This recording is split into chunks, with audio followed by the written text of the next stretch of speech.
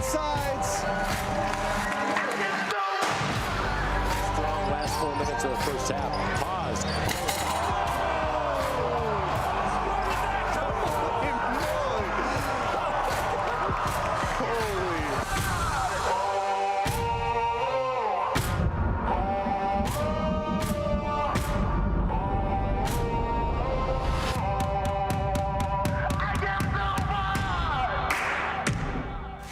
Let's go. Hey, when we get the ball back, punish them.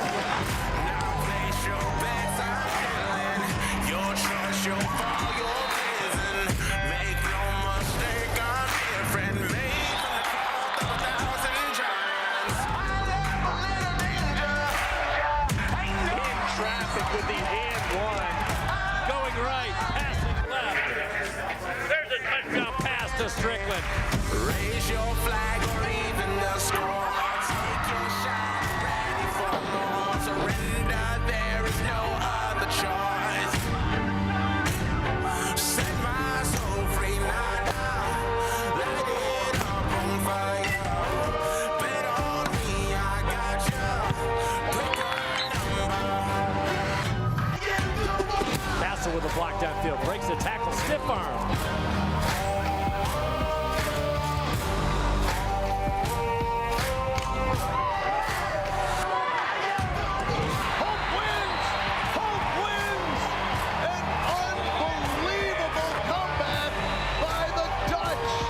Turns that charm off. 1 second.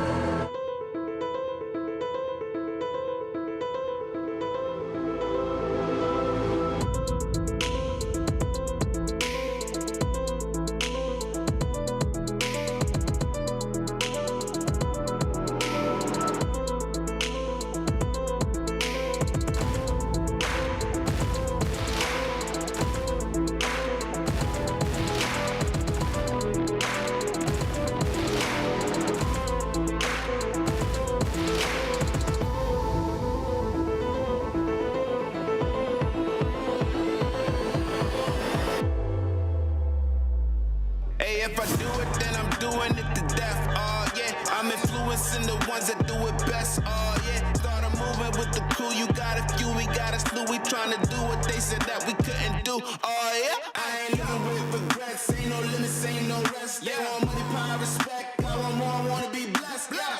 We want the legacy. We got the hope and we bring in the remedy. Working it steadily. We want the glory. We want the glory.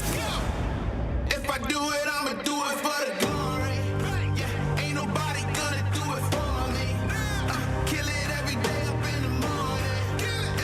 So I do it for the glory, the glory, the glory, you know I do it for the glory, the glory, when I do it, yeah, I do it for the glory. For the real, I know how they used to feel. Now I'm here up in the field, making these moves, making these deals. I made something out of nothing. I ain't bluffing, no discussion. Look at the numbers, I've been hustling. Little rough around the edges, still I made it though. Still I just been laying low. Man, I just feel grateful though. I know where I come from, man, I ain't alone. Yeah, and I feel so blessed, too blessed to be stressed. And I'm with the day unos, they don't ride to the death. We got the legacy, we got the hope, and we bring in the remedy. Working it steadily, we want the glory, we want the glory. If I do it, I'ma do it for the glory. Yeah, ain't nobody gonna do it for me.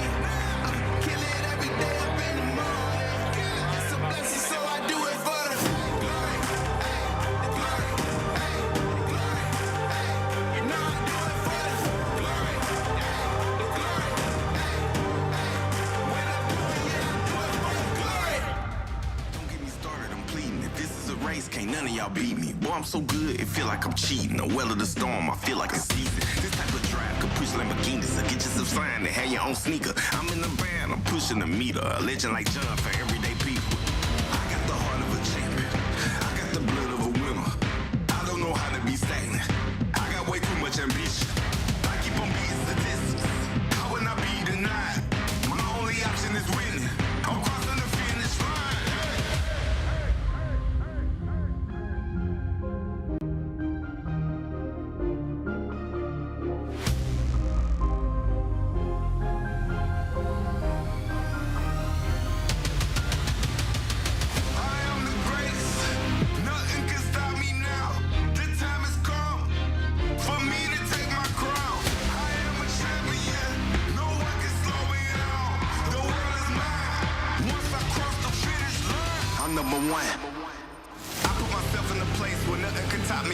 on space. It's bigger than profit, but still I get paid. My thinking colossal, not minimum wage. Talk to the loss like I know the way.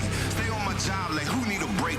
It wasn't possible, I heard them say, but I'm like MacGyver to all my mistakes. Run it back home, now look at the bases. Been winning so long, I feel like a native. I got what you want, but you cannot take it. I do what you don't, cause I'm more creative. I put me on, no help for your favors. I'm breaking the mold to show you the flavors. I got control, you can't enable. I'm using my pros to make me the greatest. I'm number one. I'm number one. I'm number one. Yeah, I'm number one. I'm number one. I'm number one. I'm number one. I'm number one. Yeah, I'm number one. I'm number one.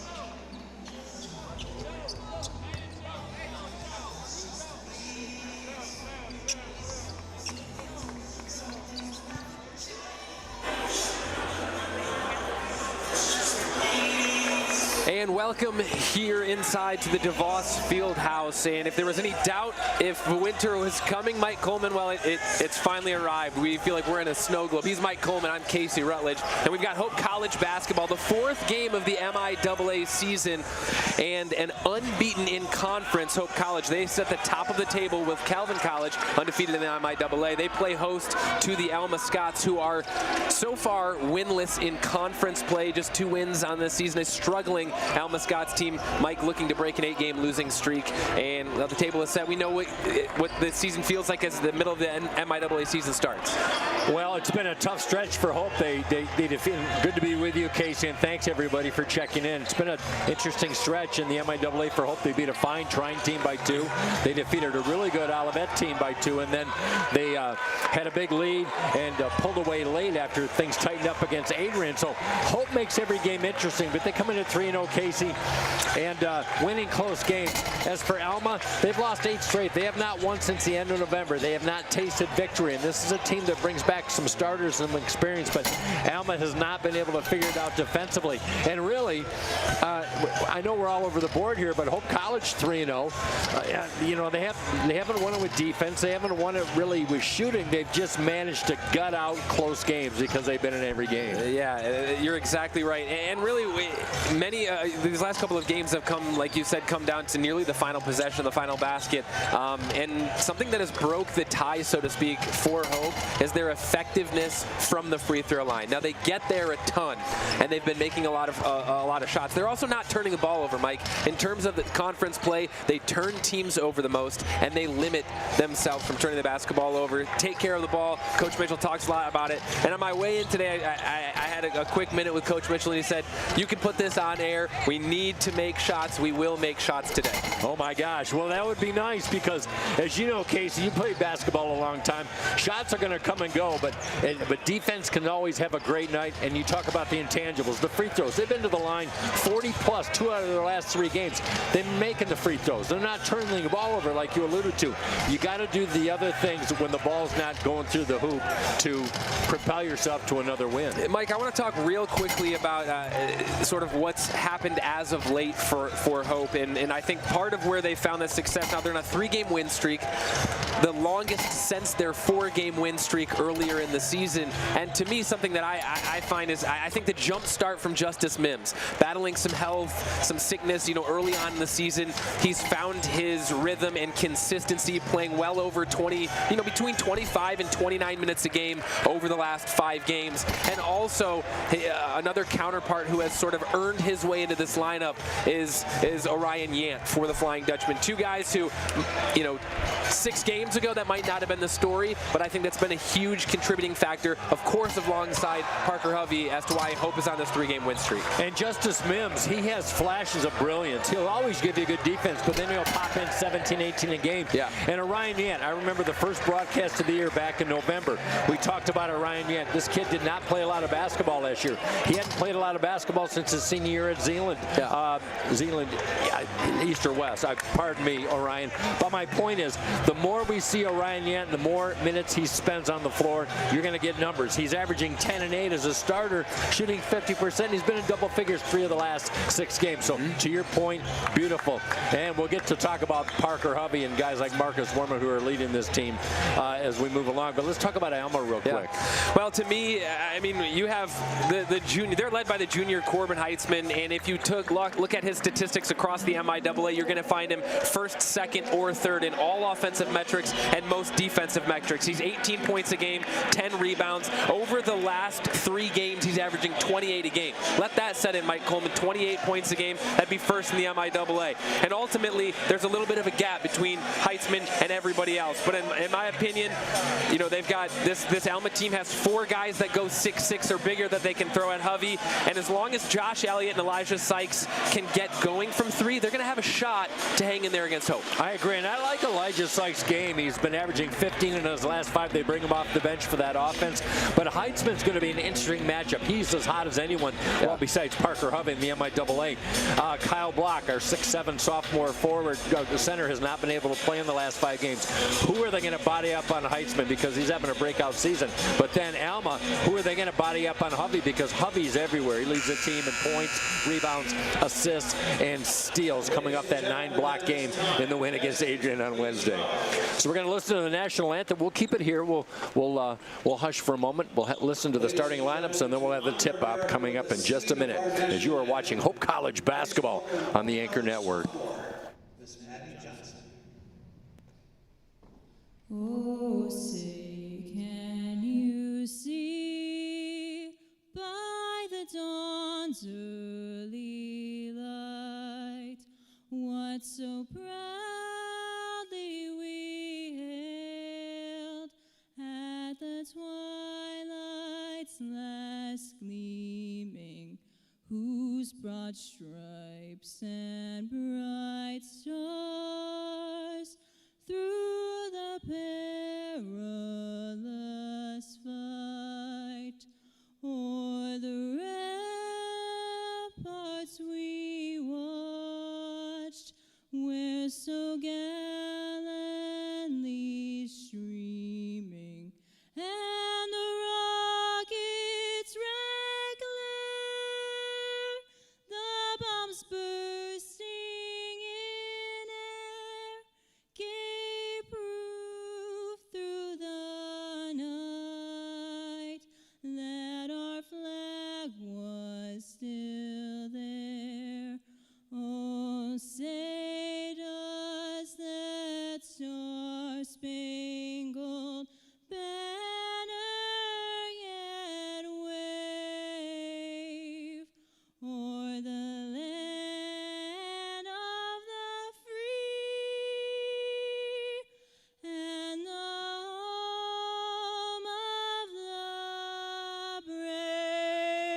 Ladies and gentlemen, Miss Maddie Johnson.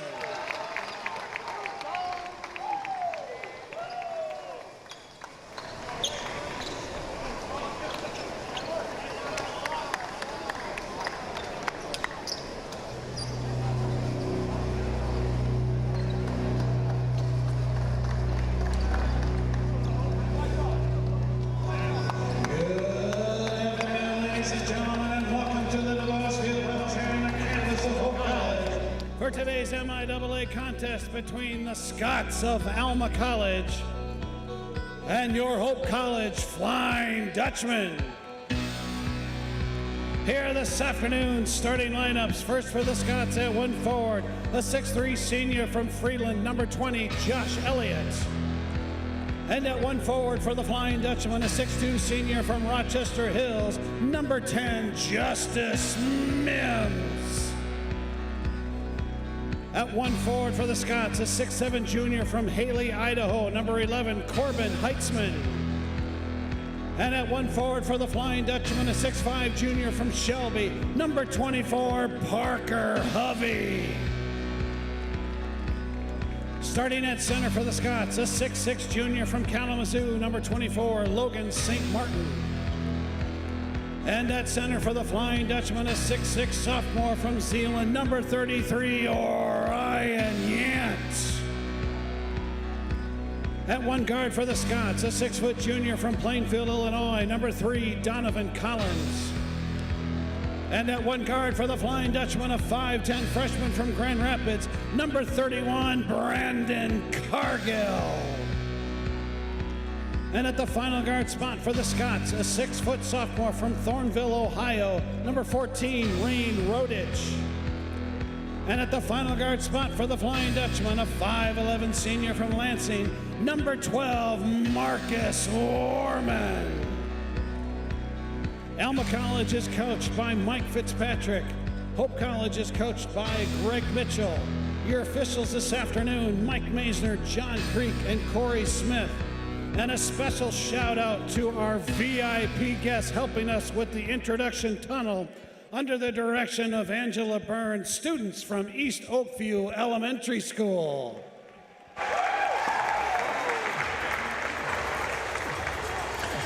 And we are getting set for the tip. Hope College 3-0 tied with Calvin for first place in the MIAA. They're going to play 14 conference games in Alma. Just looking for a win. They're in an 8-game slide. Like we said, haven't won since November, but Hope has been able to handle a Scots team 9 consecutive wins coming into this one against the Scots. Yeah, and for Hope, you've won 3 in a row, and I think it's important with the, you're playing teams that are in the bottom of the MIAA right now, especially at home. These are must-wins. They are, with how tough the conference can be. Yeah, I talked to assistant coach Tom Davilar before the game, and these are definitely must-wins as Parker Hovey misses on a 3-ball. The putback by Brendan Cargill, the scrappy freshman. And it's not too early to say this about Brendan Cargill. For his size, forget it, not for his size. He's a great rebounder, especially on the offensive end of the glass. He really is. He's 5'10". He plays like he's 6'5", and he is tenacious. This team carries the energy. The leaders, Parker Hovey, Cargill, and Marcus Warman, and a rip down by Hovey. He leads the team at 8 rebounds a game. Little push shot, bank shot from 5. Yeah, but that's one of the toughest, believe it or not, it's one of the toughest shots in basketball. This sort of 6-footer. Rarely do you practice that flat-footed. He goes safe, off glass, and we'll count it. We'll count it. Bang, bang off the window. 2 straight baskets belong to the Flying Dutchman, a team that gives up 75, they score 75. And Casey, Alma, they give up 83, susceptible to giving up some big game points.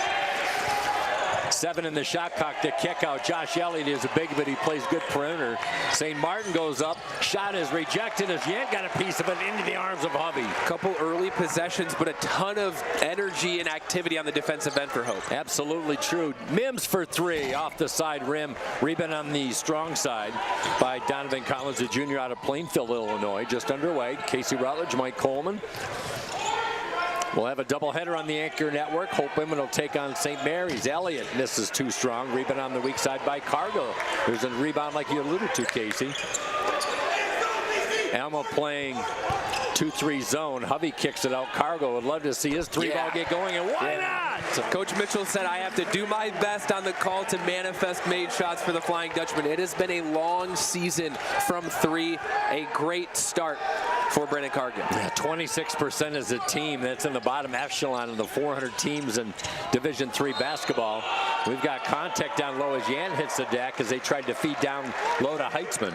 Between Heitzman and Hovey, you're going to see some of the most free throws attempted. 2 very physical guys, 2 athletic players. But an example right there, Heitzman gets the defender, gets Yant in the air, and still goes right after the basket. I was surprised that wasn't in the shooting motion, but they're going to call it on the ground. Alma looking for their first foul of the game, goes against Yant. And you're right, Heitzman and Hovey, they go to the free throw line a lot. It's been part of Hope's success. 4 on the shot clock, turnaround. Good look as Hope had to go all the way down to the shot clock. Rebound by the Dutchman. Cargill tripped up, launches up a prayer. And I don't think that'll be a shooting foul. Do you, CR? I do not. Little inadvertent contact on the replay. Look at Cargill turn on the Jets, and he was tripped up by Rodich. Something that I like, first we talk about the first 4 minutes of each half being so important. You set a tone, Hope up 7-0, but I'd like to see this another 90 seconds here where you are the superior team, but can you put your foot on the gas pedal here and really demoralize the Scots? Cargill looking for his second 3 ball. They had a good start against Adrian, up half, and they spread it to 15, but they let the Bulldogs close in. But I would love to see Hope just pull away like you alluded to. Shot tipped away, rebound Mims. We played 3 minutes here at DeVos Fieldhouse. A nice crowd on this snowy Saturday. Welcome the Scots fans and the Dutchman fans and wherever you may be checking in from. Mims penetrates, kick out Cargill. He's from the right wing, has nothing but net. Timeout, Mike Fitzpatrick in his 4th season as Hope College is busted out to a 10-0 margin. You talk about water finding its level, right? And Hope at 26% from 3 as a team on the season. And Mike, the last time we were on the call, it was another struggle from 3. And I remember, telling myself, I don't think so much that these are out of rhythm shots, that these are bad shot selections. Sometimes it just takes a while to get going. Brendan Cargill, probably the most confident 3-point shooter on the team for the Flying Dutchman. Would you agree? I agree. And as a freshman, he has not been afraid from the get-go. He doesn't really take poor shots. That's what I like it. But if he's got a green light, good shooter's going to shoot. And if they're going through a quiet spell like Brendan has the last few games, he's in volume. 64 3-point attempts over the first 14 games. They're going to go to the young guy. How about 8 points to start? 8 points in under 4 minutes. Yeah, beautiful. That's a great start. He's got both of Hope's 3 balls. Hope shooting 4 of 7. Alma 0 of 5. Including 1 missing down low. Heitzman inside. Hovey going for the swat. I think he got a tip of that. I think he did. What was it, 9 blocks just a game ago for Hovey? Tied the Hope College all-time record, shared with Nate Van Arendonk. Hovey with a finger roll no, and I'm going to get to that in a second on the Scott foul. Casey, you were going to school here, I think, when Nate Van Arendonk was playing. He had 9 rejections in a game. And Parker Hovey, he doesn't look like the typical shot rejector. 6'5", I think that's generous, but his timing. Oh, absolutely. I mean, Nate Van Arendonk was all of 6'10", and that might have been, halfway through the day, right? This is a big man, and he was really a rim protector for the Flying Dutchman. Hovey, the opposite, a high flyer, pure athleticism. His timing is impeccable, and I mean, it speaks to, listen, this is a guy who had 9 blocks. He also leads the MIAA in steals. Yeah, it's incredible. He's literally the Larry Bird of the MIAA. Here's what I like about him, too. He shot 55% from the free throw line as a freshman, now shooting 72% because he's averaging almost 10 free throw attempts a game. He knew that that's his game, that he had to shore up that percentage. 3 ball on the way, too short, and Hovey gets pushed, but he comes down with a one-hand carom. Alma back quickly. All Hope, 12-0. Jared Rigg came off a season high in the win against Adrian on Thursday. Another one with a 3 ball. How about this?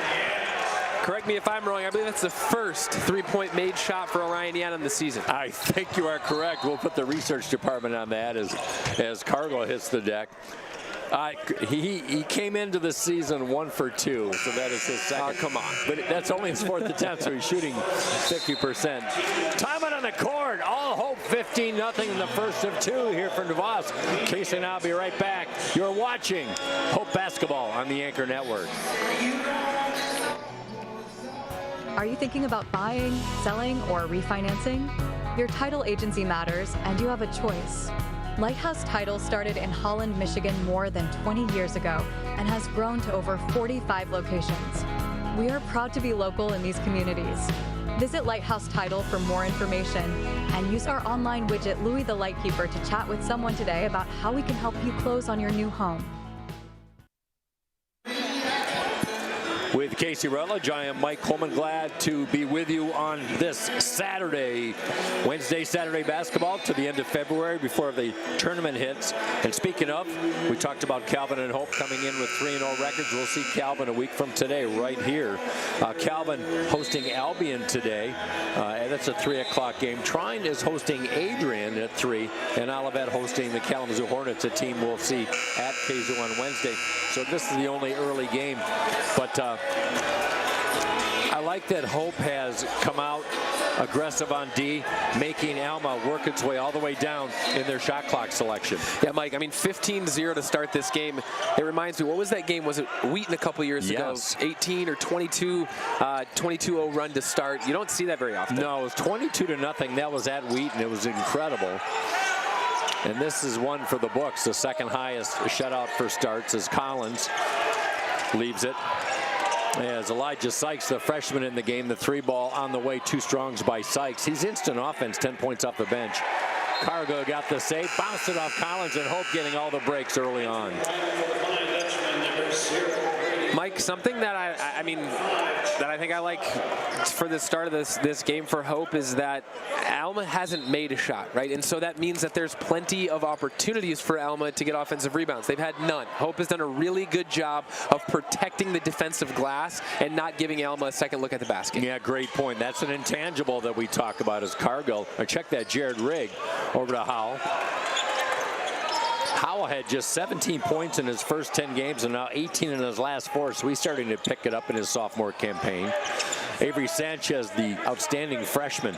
Brady Miller checked in. Step back, Jared Rigg misses it short. Chased down, saved by Howell as the shot clock goes off as Rigg's 3-point attempt did not hit the rim, and Hope comes away empty. Well, you know, you've got such a great tandem. Here you've got 2 freshmen in Cargill and Sanchez having great high school careers. Sanchez was the 3-point leader in terms of volume and percentage in California at his high school. That's a good pedigree for future 3-point success. And both of these guys playing early minutes early in the season, too. They almost feel like they're matured already by now. Inside look, a little breakdown defensively, and finally getting a basket is Donovan. And the Alma Scots, that breaks a 15-point run by the Flying Dutchman. Donovan Collins for the Scots. He's kind of their number 2. 9 points a game. He had 10 last game against Olivet. Season high 16. He's the 6-foot junior. Yep, steady if not spectacular junior. And a blocking foul. That'll be the 3rd foul on Alma. That's going to be on Sykes, his first, as taking a breather at the moment will be Logan St. Martin. And Heitzman is checked out. Heitzman 0 for 3, so they bottle up the 3rd leading scorer in the MIAA so far. And not let him get to the free throw line yet. Sanchez working off the high screen from Yant. Absolutely true. Turnaround, Sanchez from 6, no. Big, tall rebound. There's some height off the bench. Preston Mel passes, 6'7", sophomore out of East Jordan. Josh Elliott, 3-point leader at 6'7" for the Scots. Over to Collins. Collins at the right elbow, got a break, lines in, nice finger roll as he split the D. Check that, that's Josh Bradley. He's got all the points for Alma at the moment as Yant makes a move. By the way, our referee crew today, Mike Maisner, John Creek, and Corey Smith. They're going to call that on Luciano Garazzi, the 6'7" junior out of Lansing Catholic. Casey, you mentioned in the pregame that Alma can throw a lot of big bobs at you, and we're seeing that right now off the bench. Yeah, they definitely have some length that can attempt to bother some of the bigs for Hope. And the bigs have been, who's anchored the way for the most part, or at least for this most recent stretch for the Flying Dutchman. And so not so effective so far to start the game, but in theory. Hope shooting 73% as a team. Yant at 56, and he splits the pair 16-4. approaching the 7-minute mark of the first half, 7 minutes in, I should say. Josh Bradley out of Saginaw Heritage High School. He's another one of the youngsters, a sophomore off the bench, and that's going to be a turnover. Yeah, and really for Alma, there's, outside of Corbin Heitzman, they don't have a ton of consistency offensively. They're still looking to figure themselves out. And you have to remember that this is a humbled team who won just one game last year, 1-24. And so a bit of soul searching, a bit of turnover in your roster. And so right now they're still working on the foundation. Who are we? And who are we finding in this lineup? And so a long way to go for the Scots, but it's also ripe ground for players to step up. Warman back in the game. He stops, pops a pull-up, and nobody has a more vertical pull-up than Marcus Warm as he bangs it from 8, his first basket. Well, they lost 2 starters last year and a player off the bench in the transfer portal, so Alma, already with the young team last year, kind of reeling from that as well. Here's Bradley being active, a little push shot short. Good defense by Carter Bishop, who's come into the game, getting some minutes. The sophomore out of Holt, Michigan. Yank, can he get another 3? Oh, it wanted to go in. Yeah, not afraid for the 3 ball. Holt 3 of 8 this afternoon. Up by 14 if you just joined us, a 15-0 run. Alma's, looks to me, CRs are spending way too much time on the perimeter in the 3-point land. Disrupted. Yant got in the passing lane, a tie-up, and that's going to favor Alma. And right now for Alma, you sort of get the feeling that they're trying to feel out this defense, but in my opinion, it's just too much dribbling of the basketball. You need to be popping the ball. If you're going to be moving the ball around the perimeter, let's pop it around a little bit and get a better read of how this defense is moving, where some of the coverage is. And for Alma, just sort of dribbling without any intent or purpose. Absolutely true, and I wouldn't say that they have a true point guard like Hope does. Marcus Warman has been the point guard since his freshman campaign, 1 on the shot clock and a shot clock violation. And Mike Fitzpatrick, the firecracker as far as MIAA coaches, in the grill of his freshman Elijah Sykes. That's just court awareness. Yeah, and when you're a team who's, maybe lacking the skill set from the opponent, one thing that you can't do is have self-inflicted injuries. Self-inflicted wounds, rather. And so taking care of the basketball matters a lot. Unforced errors are going to kill you when you're already at a deficit. And I can understand the frustration from Mike Fitzpatrick. And this is a team that coughs the ball up a lot to the tune of 17 turnovers, so they really have to shore it up, especially on the road. As Alma looking for some answers offensively. 11 to shoot.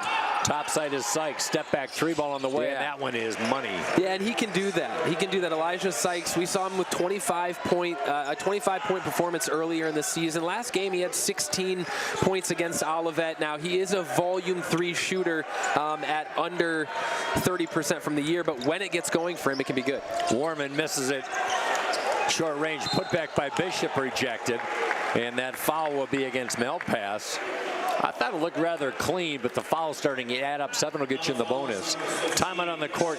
Casey, let's keep it right here with 11:39 to play. Hope up 18-7.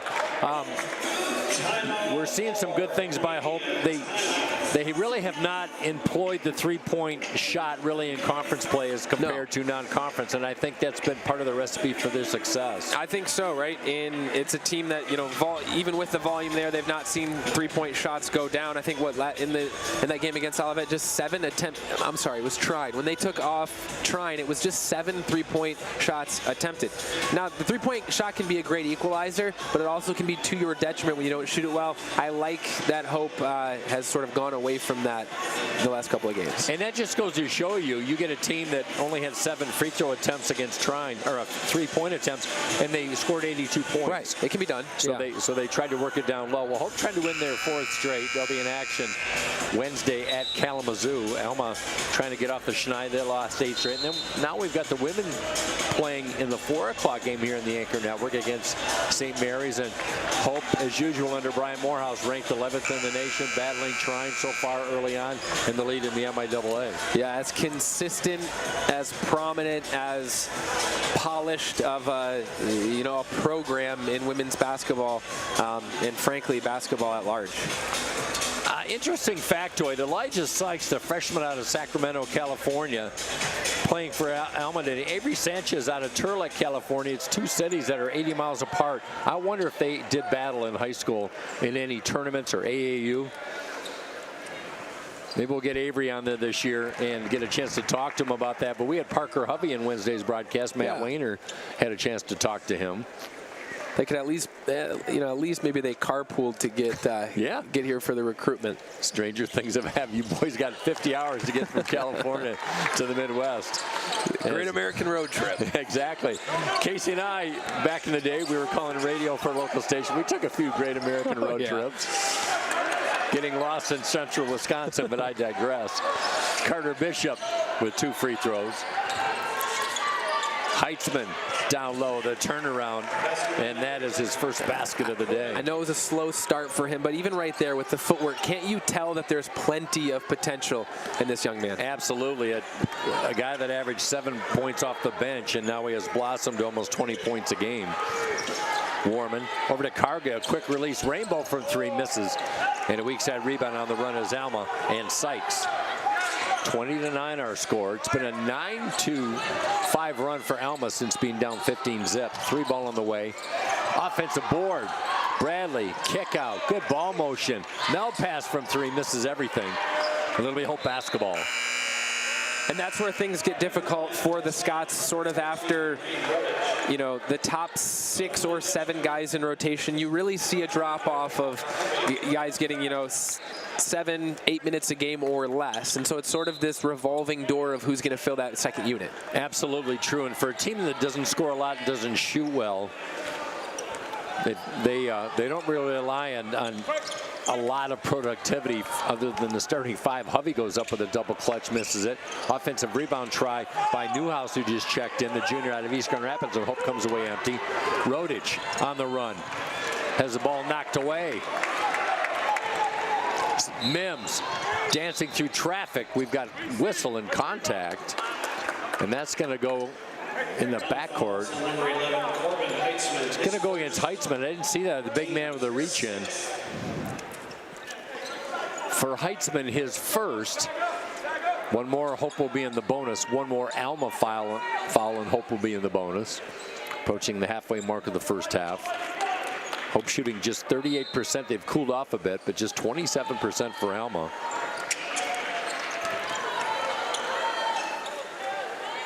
Alma coming off a tough loss to Olivet on Wednesday, 77-69. They shot just 32%. Throwing up a prayer, trying to spin one off. There's Javi, another offensive rebound.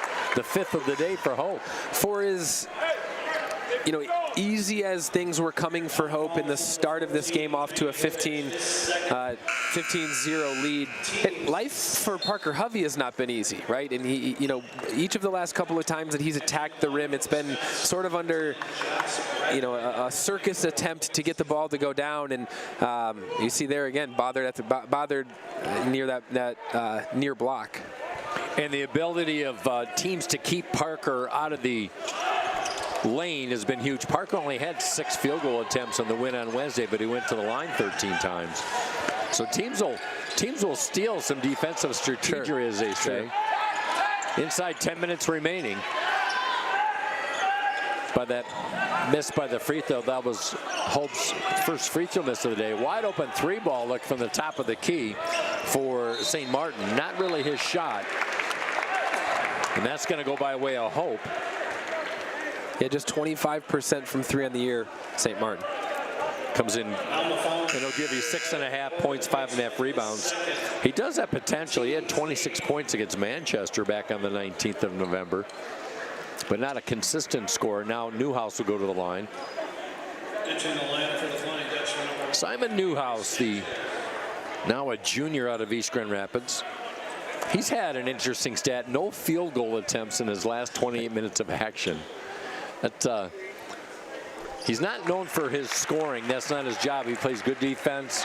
He's got good court awareness and a good rebounder. He's going to be known pretty soon. He's in the front of the program today. How about that? It's not bragging if it's true.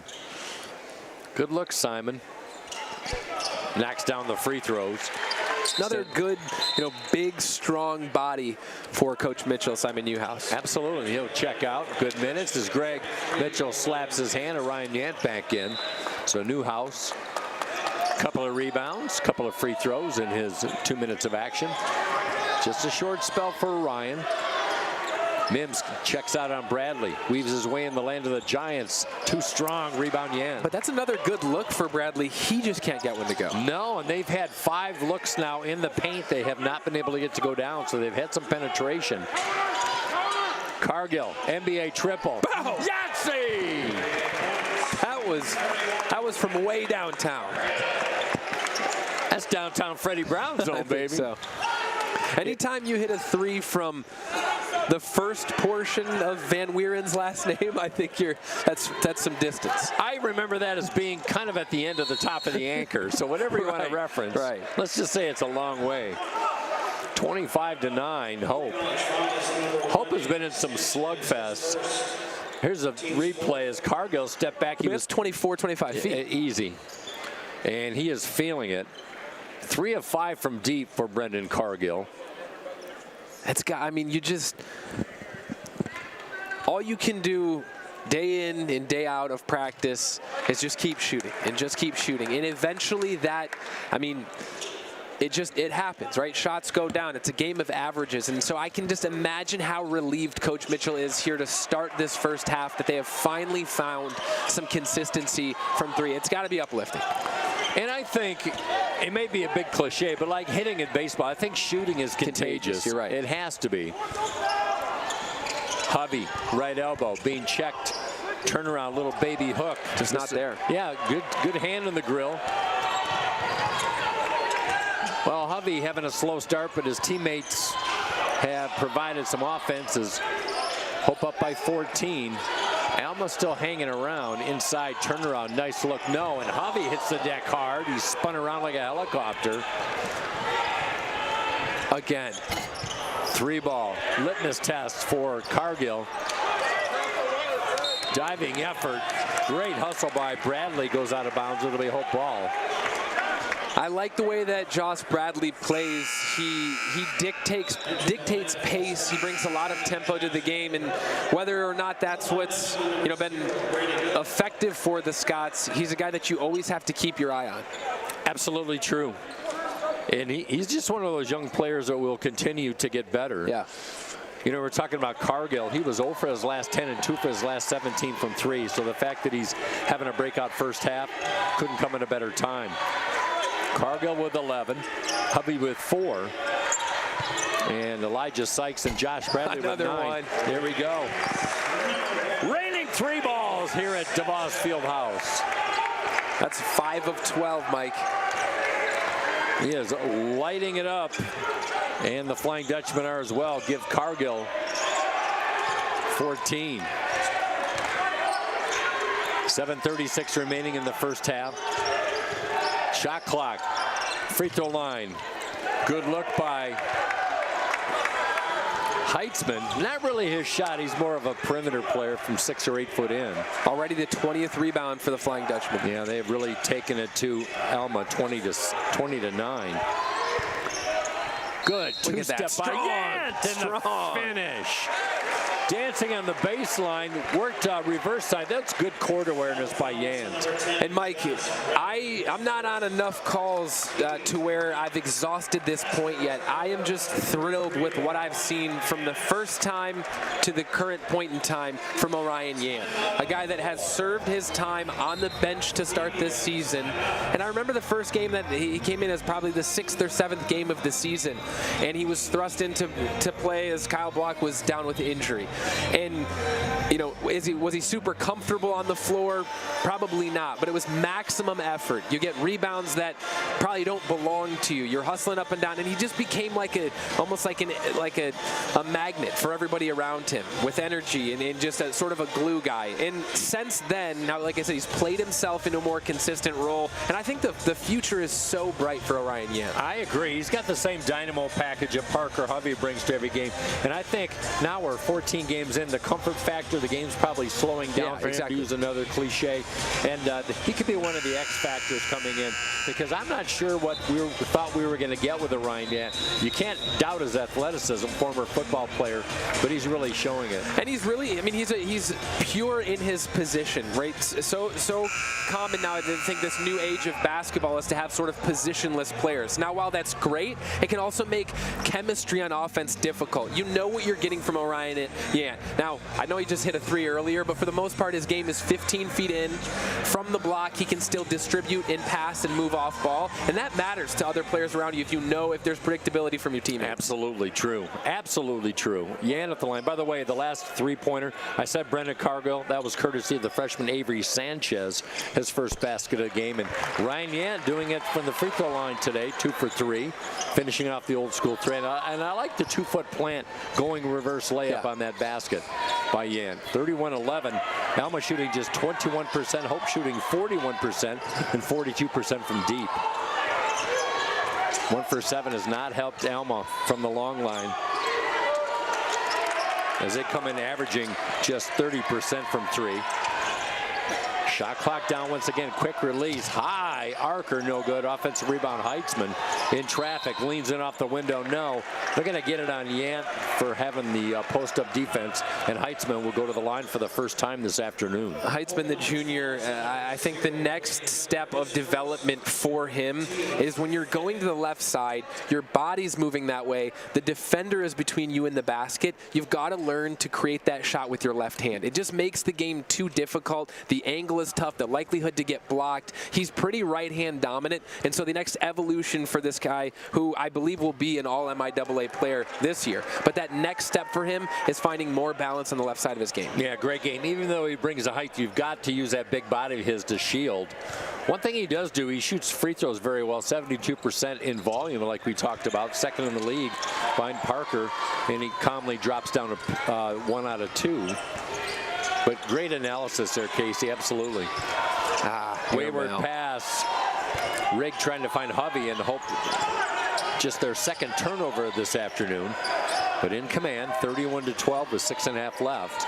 Heitzman comes out deep as they work the weave. Give and go down low. Heitzman had a shot rejected. Good find. Well, I don't know if that was a pass or just a pickup on a miss, but Johnny on the spot for Alma. And I think that's an example, too, that Heitzman might have gone with his left hand. Offensive rebound, Yant on the miss, sandwiched. Hovey thought about the 3. Hook pass. Over to Rigg. Bradley comes out on him. Shot clock approaching 6 seconds. Yant to a streaking Hovey. Turnover. Skip pass off the mark. Sykes on the run. No good. The putback, too strong. Heitzman on the offensive boards. Third time the charmer. It is not. Ball kept alive. Good tenacious offensive rebounding by the Scots and a tie-up. Hope fans wanted to follow as Heitzman mixed it up with Orion Yant, and Yant up slowly. Yeah, Yant looked like he caught a piece, maybe with his head, honestly. Yeah, he did. He landed awkwardly.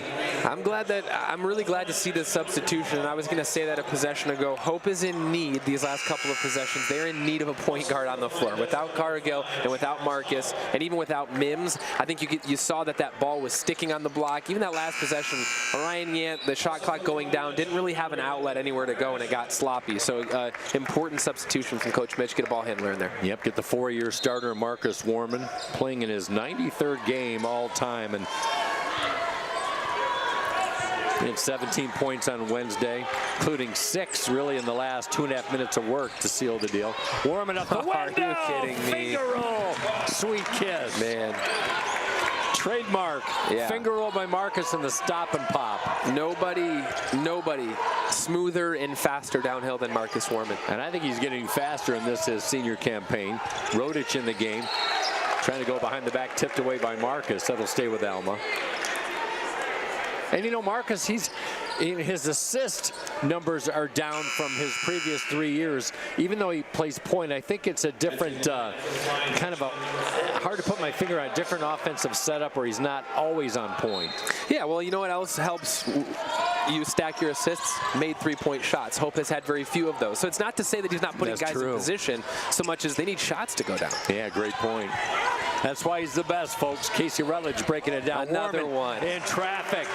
Weaving between the maroon jerseys. He's an in-rhythm guy. When the music's going, the metronome's going, get Marcus the ball. And he is a streak scorer, no doubt about it. Tipped away, kept by Alma. Well, you can see a little bit when maybe Alma scuffling to score points, just 70 a game. Rodich, he's a really good-looking player, tough as nails as he tries to penetrate. I think they're going to peg Carter Bishop for the foul, and they do for Hope. Rodich, sophomore out of Thornville, Ohio. I had to look that up. That's about 30 miles east of Columbus, which is in the center of the state. Just a tiny town of 1,000 people. Is that right? He looked like a three-sport athlete, Rodich. 12-5 against Trine for him, and they battled Trine. Yes, they did. And they battled Calvin, too. They've had good first halves. They have just not been able to close out the entire game. Maybe a sign of a young team. Sure. 3-ball on the way. Kind of a squirrely release. Another offensive rebound. Heighton has it stolen like a cat burglar. Sam Carlson out of Superior, Colorado. Kyle Block, good to see him. The two Coloradoans. Coloradoans? Yeah, I think that's it. Yeah, it's got to be it. 3-ball. Bishop, he can fill the 3-ball shot. Has his shot blocked. Block. First action One more in 5 time. games. Third time the charmer. Block on the board. Hey, haven't played in 5 games. How about you just go bury your nose it down by the rim? Contact. Bulldogged his way in. Block party for Hope. Block gets on the board, his first points since the Wisconsin Whitewater heartbreaking loss here. Nice hook cast. Crossover. Luciano Garazzi in the game once again for Alma. Shot clock once again getting dangerously low. Bradley on the run, no. Tip-in try. On an offensive rebound, new life for the Scots. Kick out. 3-ball on the way. Good look indeed as Donovan Collins, the junior, with his first 3-ball of the day. He can go a little bit. His first points. Sure can. You talked about him, the second leading scorer. He's always been consistent against Hope. He put up some monster 3-point attempt numbers his first 2 years. Block on the mid post, coming back from a pretty tough ankle injury. The hook shot is short. I mean, 2 immediate looks for Block. It kind of reminds me, you know, when you're waiting for, when you're about to jump in a pool and you know it's going to be cold. The longer you wait, that water's not getting any warmer. That's the thing. Block hasn't played in 5 or 6 games. It don't matter. Just jump in, right? Action immediately. Casey, I love how you break things down for guys like me can understand. That's absolutely true. Let's take a real quick timeout. We'll be right back. Hope College leads by 20 inside 3 left on the Anchor Network.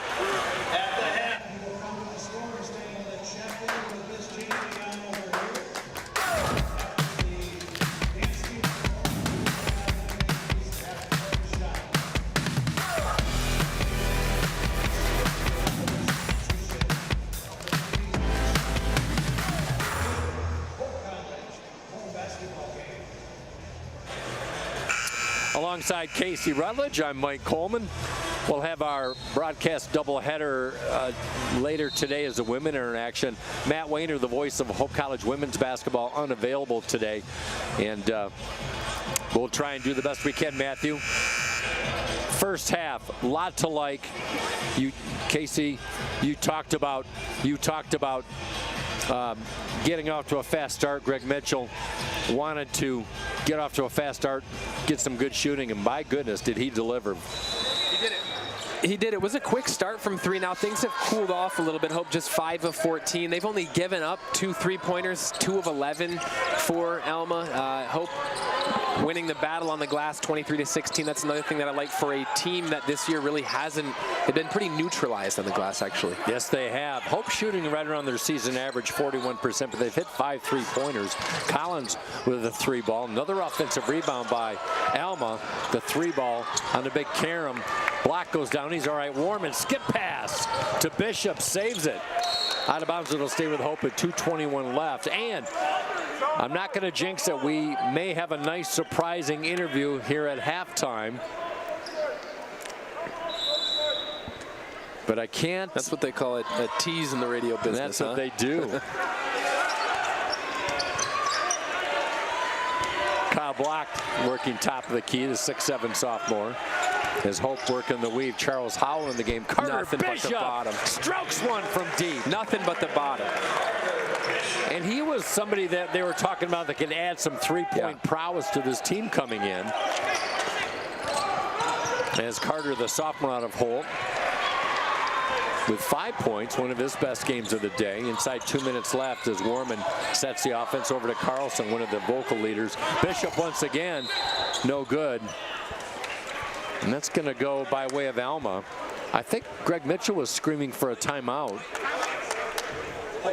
Foul's going to be on Kyle Block for Hope, his first. Both teams in the bonus. Timeout on the court. We'll be right back. 1:43 left in the first half. 40-17 Hope on the Anchor Network. Holland BPW is proud to support Hope Athletics and commitment to energy efficiency. It's easy for Holland BPW electric customers to get started with Home Energy 101 at hollandenergyfund.com. With Home Energy 101, learn the best ways to maximize efficiency and save on your utility bills. You also get a kit of energy-saving supplies valued at up to $300. Get started at hollandenergyfund.com today.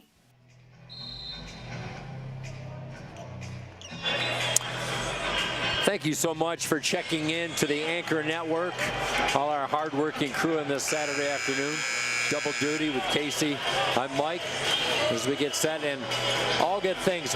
Hope 3-0 coming in, playing at home. They don't have a lot of home games in the second half of the season, making bacon while they are at DeVos. Absolutely. It'll be a test. You know, you got it. We talk about how hard it is to win on the road. It's so important to be able to capitalize at home, and Hope off to a good start so far. 40-17, just about 100 seconds left here in the first half. Free throw on the way by Garazi. By the way, Hope 4-4 at home, 4-2 away, and Alma, one of their 2 wins have come at the Art Smith Arena. So Alma will have a pretty good diet of home games to close out conference play. 40-19.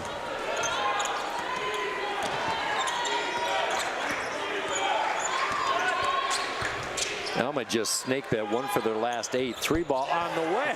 Oh. Hello, Sean Wesselek. The freshman out of Bay City, John Glenn. He is a big at 6'6", and those are shots he was hitting in high school. I mean, squared up, top of the key, bottom of the net. Just a little touch of back rim as it went straight down. Coming off a pretty gruesome and lengthy ankle injury. Nice feed down low as Garazi finishes. Sanchez, clicky to Howell, sophomore out of Cadillac. In the game for Hope is Cargill once again. 3-ball on the way. Too much mustard. Another offensive rebound by Hope, their 10th of the game. Fresh shot clock for Hope. 43 seconds left, and now Mims will set down the offense. Mims, the 6'2" senior out of Rochester Hills. Shot clock at 7. Sanchez inside. He had Howell was there. Tipped away by Garazi, who's had a good defensive game. Mike Fitzpatrick yelling for his team to slow down with 22 seconds left on the game clock and 21 on the shot clock.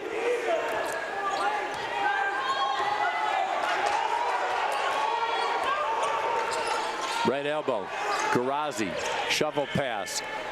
Rainbow on the way, filled by Sykes. It's 43-24 at the buzzer, high off the window, that one off the mark.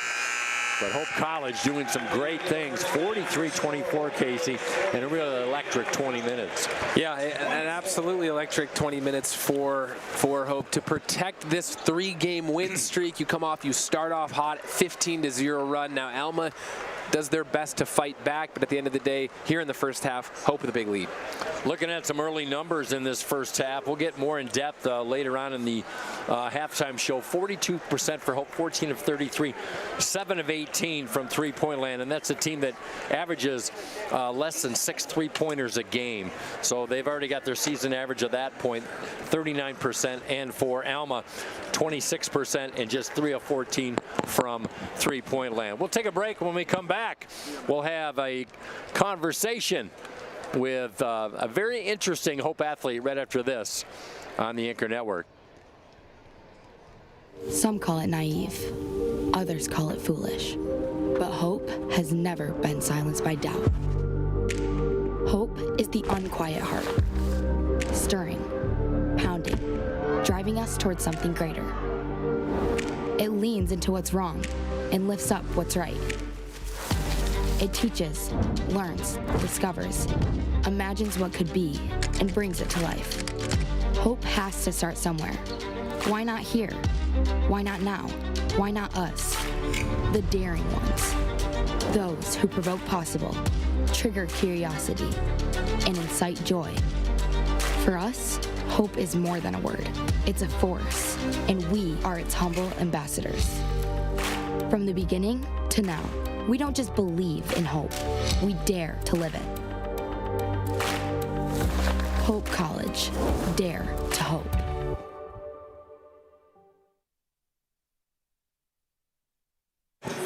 It's been a nice season for Hope sports so far. You can go back to the fall campaign with a lot of our fall sports. We got a great treat for you today as we are met by senior Liam Danis, defensive end for that Hope College football team. And Liam, thanks so much for taking the time. What have you been doing this week?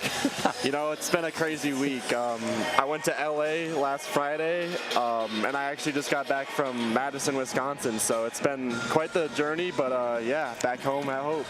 Well, for those people in the know or not in the know, Liam coming off a great campaign, coming off this football season. We'll get to that in a minute, but Liam, you entered the portal, and you had a lot of big programs, over 100 if I'm not mistaken, mostly D1, looking for your talents to play football, and you went all over, like you said, to California.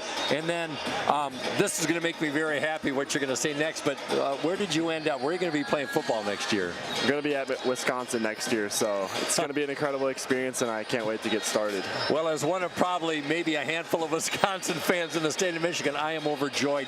So, Liam, was this something that maybe you were planning on, or was it just something that was just organic that happened? Take us through that. Yeah, so about a week ago, I had a friend that was actually on the Western Michigan defensive line, and their coach was interested in me. So my friend told me to enter the portal so I could just get in contact with the coach. And as soon as I entered the portal, everything just blew up. Like, I was not expecting any of this to happen, but here we are. So for people who know about Liam, he's a two-sport athlete. Liam, track, you're an All-American in indoor and outdoor track, if I'm not mistaken. Yeah. So you were just playing and doing some spring track and field coming up, yeah.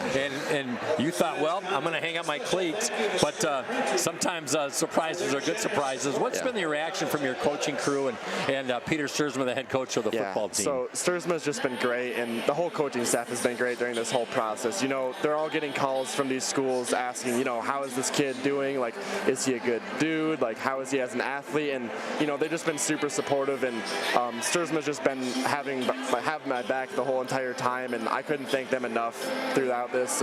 It's just been amazing. You know, we've watched Peter Sturzman now. I can't believe he's been around, I think, 10 seasons now, and he did so many things in high school.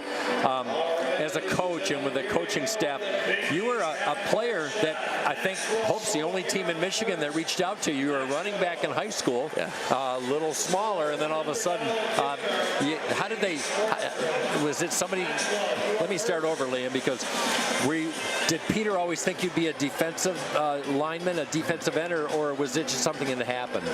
So yeah, Sturzman was the only person to recruit me out of the whole, any college. So he took a gamble on me, and it obviously paid off. But yeah, I came in about 6'2", 6'3", 190-ish. So they put me at defensive end at first, but I didn't play my freshman year at all. It was a long process to get me where I was at this season, but through dedication and the amazing coaching staff here, it just worked out. So yeah, I was just more of a defense. I had more of a defensive mindset, and to play the other side of the ball, it's just you got to have that certain mindset, that dog mentality. So they saw that in me, and yeah, defensive line, man. Well, Wisconsin's going to get a gem of an individual, and for people who know this too, they're always known as not a great athlete, but a fine student, a fine young man who represents Hope. And I think through all of this, you know what the program at Hope is like. The exposure for Hope College to see your journey to D1 football is nothing short of phenomenal. Yeah. Well, anybody you want to give a shout out to before we let you go back and enjoy the game? Yeah, my mom, Christine, she's been on all these visits with me, and I couldn't have done any of this without her. She's been my #1 fan throughout my whole entire life and athletic journey, so yeah, just shout out to her. Fantastic. Well, Madison, Wisconsin, you can get a great athlete and a wonderful human being. Liam, thanks so much for joining us. Best of luck as you move forward. Go Badgers. Yes, sir. All right, Liam Danitz, Casey and I'll be right back. You're watching Hope College basketball on the Anchor Network. I am very excited about this building, and the big reason why is the opportunity it's going to bring. Growth in class sizes, classes offered, more opportunity for alumni to come into the department and have a space to talk with us. What excites me most is the opportunity to connect between students, freshmen and sophomores, being able to connect with upperclassmen right out of the get-go. It's also going to allow students to feel connected to a building. I feel like it's going to provide like a sense of this is where I study, this is where I am talking to alumni, talking to professionals, talking to accountants. This is the place where it all happens. I feel like this space will allow students to get creative and coming up with new ideas, not only in group settings with professors and collaborating in the classroom, but also in the shared workspaces that the building has to offer, and to come up with ideas that not only better the community, but could better society at large. Coming into Hope, I really never thought about vocation or discernment, and it's one of the first things I learned about in my Introduction to Business course, and that really opened up my eyes to the way that faith can play into my calling with what I do in my career path. Hope's unique that it has a Christian representation, aside from just looking at business and profit and ROI, but also coming at it from a faith and moral perspective, and that's really guided me. The most transformative part of my time here at Hope was seeing something that, from an outside perspective, seems so secular, that seems voided of the Christian faith, and how to actually intersect the Christian faith to become more successful on a day-to-day basis in how you treat your coworkers, how you respond to your superiors, how you work with your customers. The professors create a safe environment for us to ask questions, not only in the business field, but also how can we implement that as Christians. And I think as a business student, we have such a cool opportunity to play an impact on so many different people's lives. And so because of that, it's really important that we can understand servant leadership. Being able to travel down to Atlanta, Georgia, to meet the professionals at Chick-fil-A headquarters and really hear about their personal experience with servant leadership and how they're able to live out those Christian values within the business world was really impactful for me. When we walked in, we saw a 20-foot statue of Jesus washing Peter's feet, and for me that really just reminded me how much faith and business should and can go hand in hand. Economics and business department has impacted me to a whole new level that I didn't think it would. The first thing is growth, and not only in like the knowledge and the skills that it provided me, but also the faith aspect of it, the community aspect, the network aspect of it. The way the professors and the students in the economics and business department interact is just very personal. Coming into Hope, my faith wasn't the strongest. And after, 4 years later, it's the strongest it's ever been. I feel like I would describe the business department attributes in terms of excellence, in terms of curriculum, but also their care and compassion for their students. And I feel like that comes through, and hopefully will come through as community members come into the business building and interact with students there.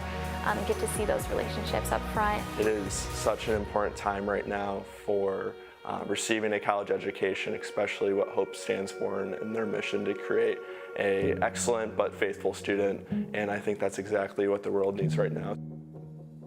I'm personally grateful for the people in the community who are willing to extend their generosity to the Hope Business Department in making the building a possibility. This is something that has been dreamed about, and to be able to turn that into a reality is really exciting. And as a student who is going to be leaving, I can really reflect and say that knowing that there are people in our community who are willing to take a chance on us and to invest in our future and the future of a Christian institution who's prioritizing business makes me grateful and solidifies that I made the right choice coming to Hope. I chose Hope in the Business and Economics Department because I could sense the care that faculty and staff had for their students, and this building really just represents that it's not just Hope faculty and staff who care about our students, but it's also people out there in the community who are willing to invest in future generations.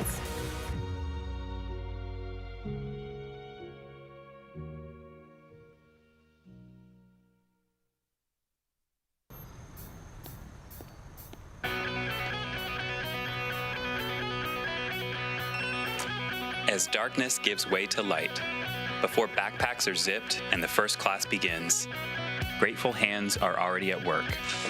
Every act seen and unseen is done to bring hope. Bolts tightened, lessons planned, floors mopped, cookies baked, baked and baked and baked and baked. So many cookies. But these acts are not without purpose.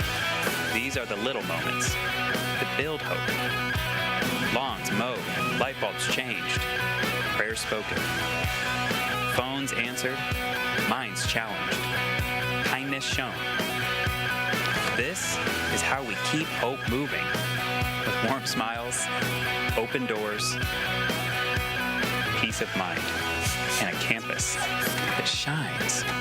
Because within these walls, the next generation of hope bringers is being formed. And it's our privilege to make this place a home they can be proud of. So to all the ones who make this place what it is, thank you. And go Hope.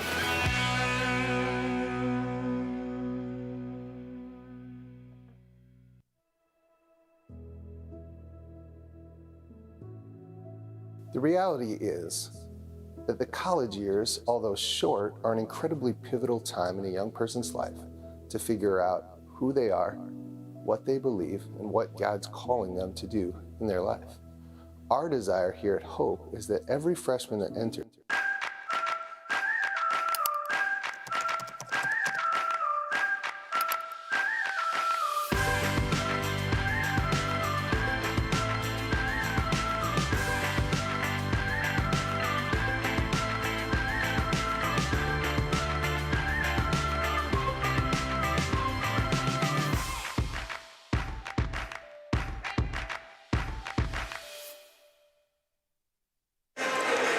getting set for the second half of play here at DeVos Fieldhouse. Kind of a, well, not kind of, it's very crowded, Yeah. It's very raucous, a lot of good energy. And this is a great turnout. I mean, especially, I didn't want to, leave my living room when I saw the weather, and I'm here, and, so credit to these fans. by the way, complete side note, happy birthday to Casey's mama, going out to dinner tonight. So, yeah, Casey will get you to your destination safely. So how about a big shout out to Liam Dannon's defensive end for Hope College, taking his talents to the D1 level for the Wisconsin Badgers, a Big Ten player. Nice young man, so excited for him. Yeah, I mean, they say never stop dreaming, right? I mean, he thinks his career, for all intents and purposes, thinks his career is done. Not because, not because it should be, but because this is how it goes. And then all of a sudden, a thought and a dream starts some movement. Next thing you know, he's headed to Madison.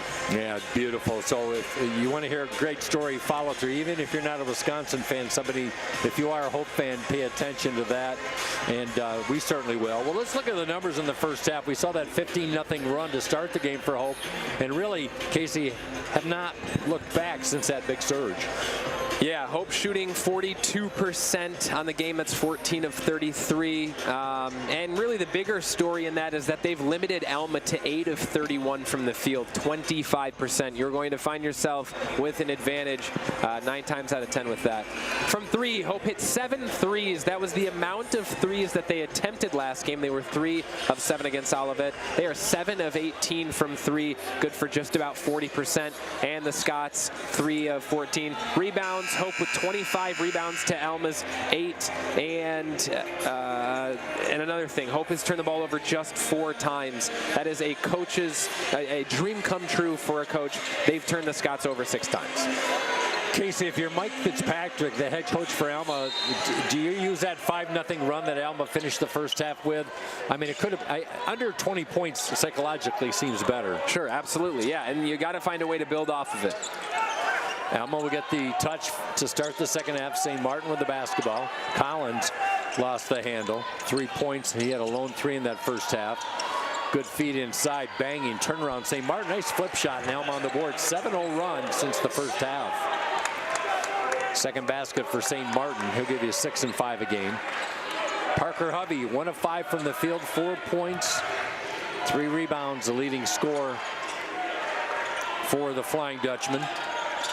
But he's been picked up by his teammates. Gosh, and Cargill throws one up on a good cut. Heady, clever cut, and I don't know how he was able to get that ball to go in, but heck of an effort. Quick release by Cargill.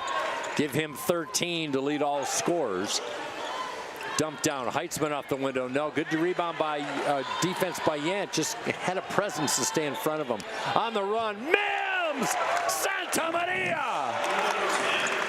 Justice Mims has been such a lightning rod for the Flying Dutchman since he's been fixed into this lineup. And you see a beautiful stroke, good angle from us. Yant with the pickpocket. Euro couldn't finish. Put back Mims. Johnny on the spot. I want to go back to that Mims 3-ball. He went over the center line with a purpose. You knew that shot was going to draw nothing. Never a doubt. But a laser beam. Rodich jumps at left elbow. St. Martin.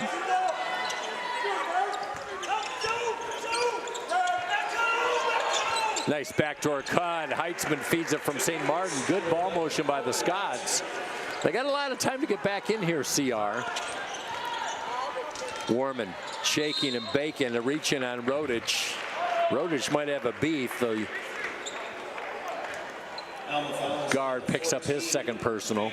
Man, in rhythm, Mike. That's drill work that you do all the time to get shooters warmed up. Is what you do is it's just an underhand pass, and you let your shooter take 2 steps to gather momentum moving. It's just in rhythm. It's just a great way to sort of grease the wheels and to start a day. And then as a result, then you see when you get that in real game action, it's always going to go in. Yeah, we had a great angle on that. Justice Mims has really turned it up a notch. 13 points a game and shooting 54% in the first 3 conference games as Marcus Warman dribbles home the second of 2 made free throws, who led the MIAA as a freshman in free throw percentage and now trying to hound Rodich in the backcourt. Rain Rodich, the sophomore, Sheridan High School. It's been a quiet game for Rodich so far. No points. High off the window. Oh, yeah. That might have been. St. Martin misses. Goaltend. Oh, they're going to call a foul and no goaltend. It's going to go against Orion Yant. His second. Let's see if we can get something here. Yeah, okay. I thought maybe he pinned it against the backboard. Good replay by our broadcast crew. Alma at the line this year, 70%. That first one goes down. St. Martin with 5. So you've got 2 of the 5 starters for Alma scoreless, Rodich and Elliott. And a little surprised about Elliott's been a non-factor. He's a leading 3-point shooter on the team for the Scots. He's been neutralized. Yeah, it's been a slow go for the main offensive options for the Scots. It has. Hovey, awkward angle. But how many times have we seen that Greg Mitchell slowing down primary scorers? Yep. Especially for second half adjustments. Heitzman picks up his 6th and 7th point, just 3 of 10 shooting, though. He's had to work for it. I think Yant's been a very stable defender on Heitzman in this game. Hovey He can score, but he can distribute. He leads the team in assists as he goes up with a reverse layup. Razzle and the dazzle. Ability to finish that flying motion, ability to finish on the left-hand side there for Hovey.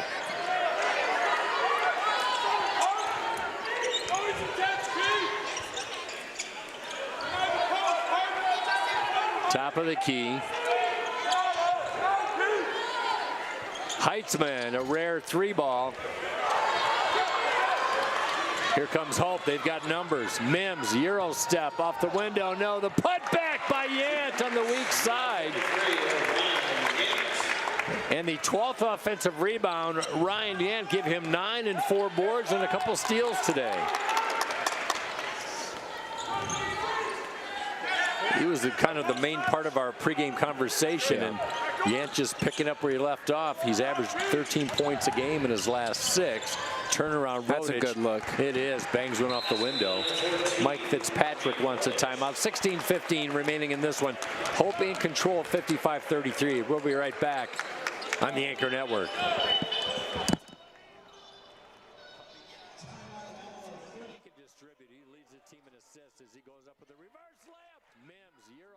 Off the window, no, the put back by...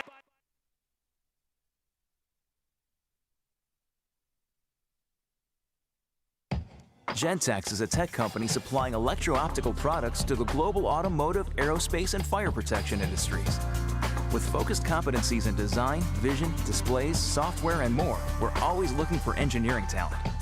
For our direct hire hourly production positions, we run open interviews Monday through Friday from 8 to 5 at our 58 East Riley facility in Zeeland. And our facilities, benefits, and culture are everything you'd expect from a world-class employer. Now's the time to join Team Gentex.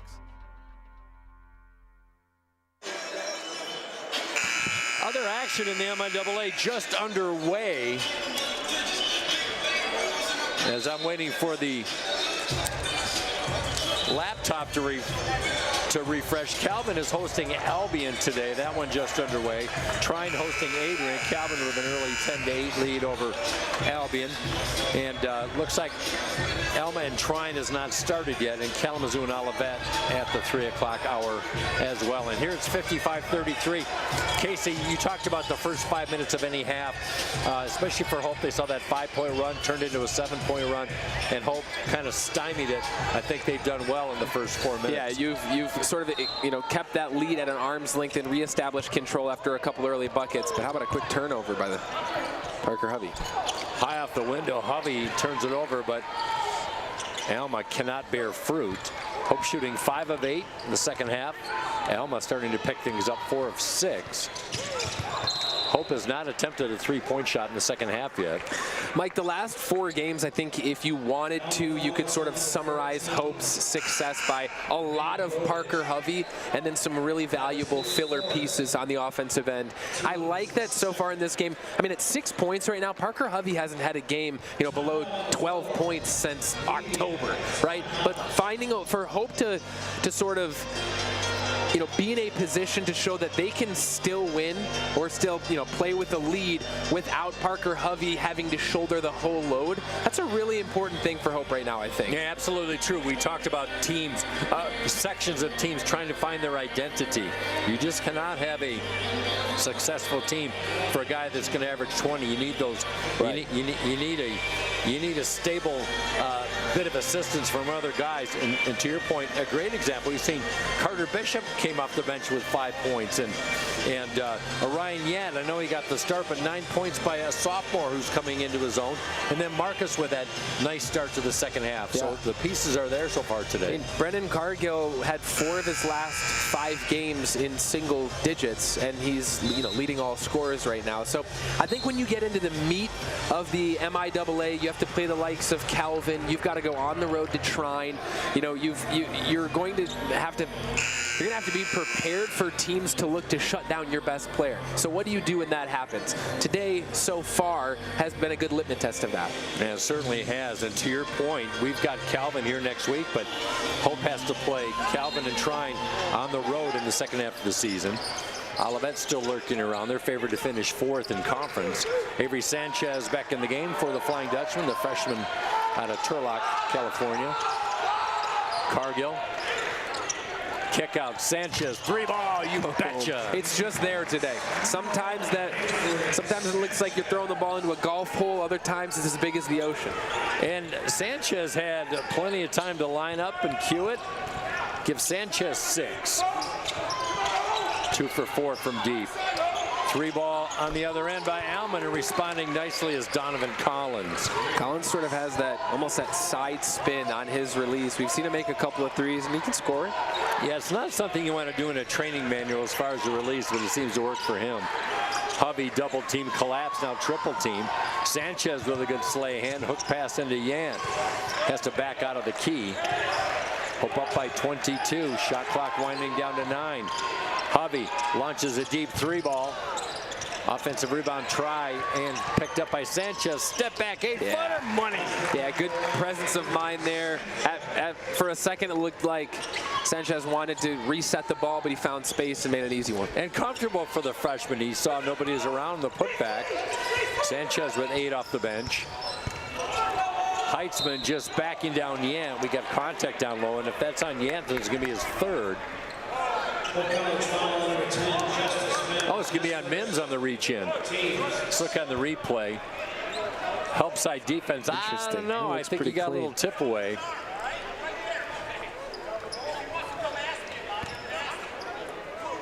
Greg Mitchell having a spirited conversation with Corey Smith, the referee. Here's Elijah Sykes back in for Alma. Brady Miller, the sophomore out of Forest Hill Central. Charles Howell, the sophomore out of Cadillac. And Jared Rigg for Jared, Illinois product. Out of Arlington Heights, John Hersey High School, the 5'10 sophomore. Rigg had a nice game, his last game, in the win over Adrian. He was a valuable member off the bench last year. The free throw is good by Heitzman. Knocks down a pair, 60-37. Hope shooting 7 of 11 in the second half, but Alma keeping pace, 5 of 8. Inside 15 remaining. Howell was there, and Hovey couldn't get it to him. 3-ball on the way, good look short. And a strong side rebound by Sykes. And a foul in the backcourt, Rigg with a reach in. I think that's a pretty good look for Rigg. He's had 2 or 3 of those. Just looks a little flat, almost coming off the hands. Agreed. Whatever offense you get from Jared Rigg is good. He'll always play tough D as he's trying to line up on Sykes. Sanchez working on Collins. Collins, shot rejected by a Hovey. We got another foul in the mid-post. They're going to call that in Sanchez. And you can see Hovey come from all the way across the ground that he's able to cover from like the short corner here, and in such a small amount of time to at least contest the shot. Yeah, it's incredible. And that timing, you know, the shot's up, and Hovey is just starting his leap as a free throw goes down.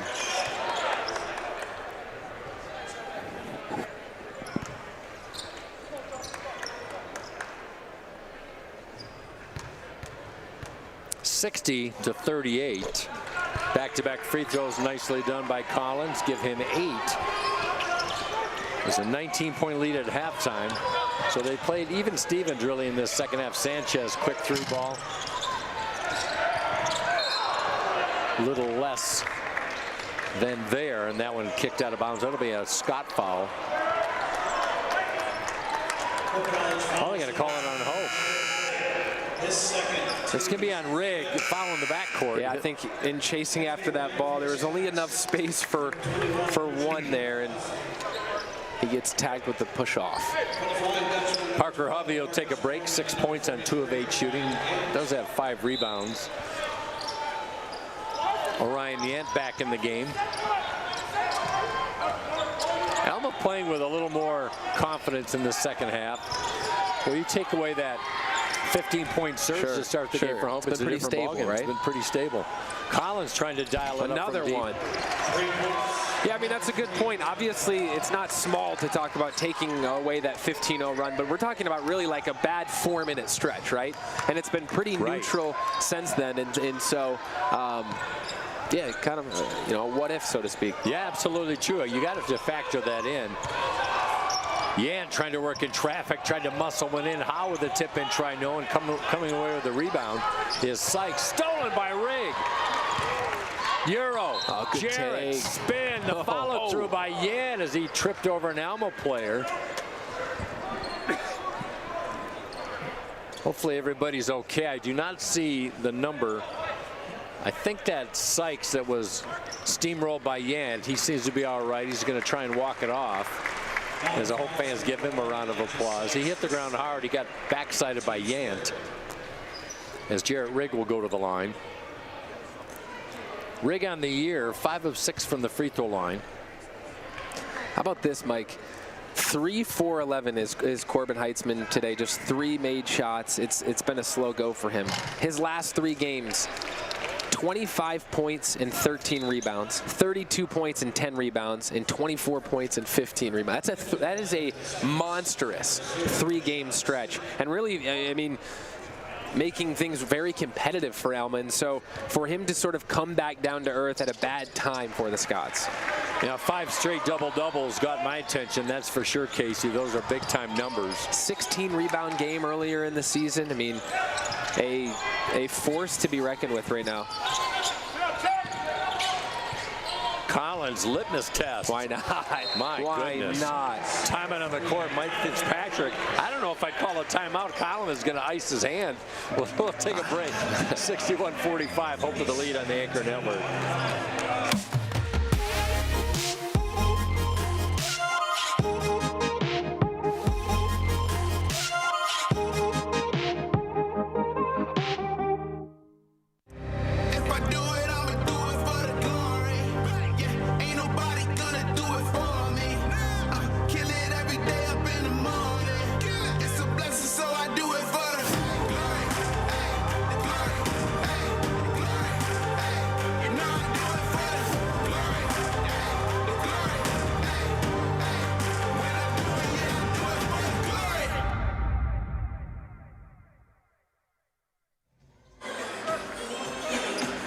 .52 remaining in this one from DeVos Fieldhouse on the campus of Hope College.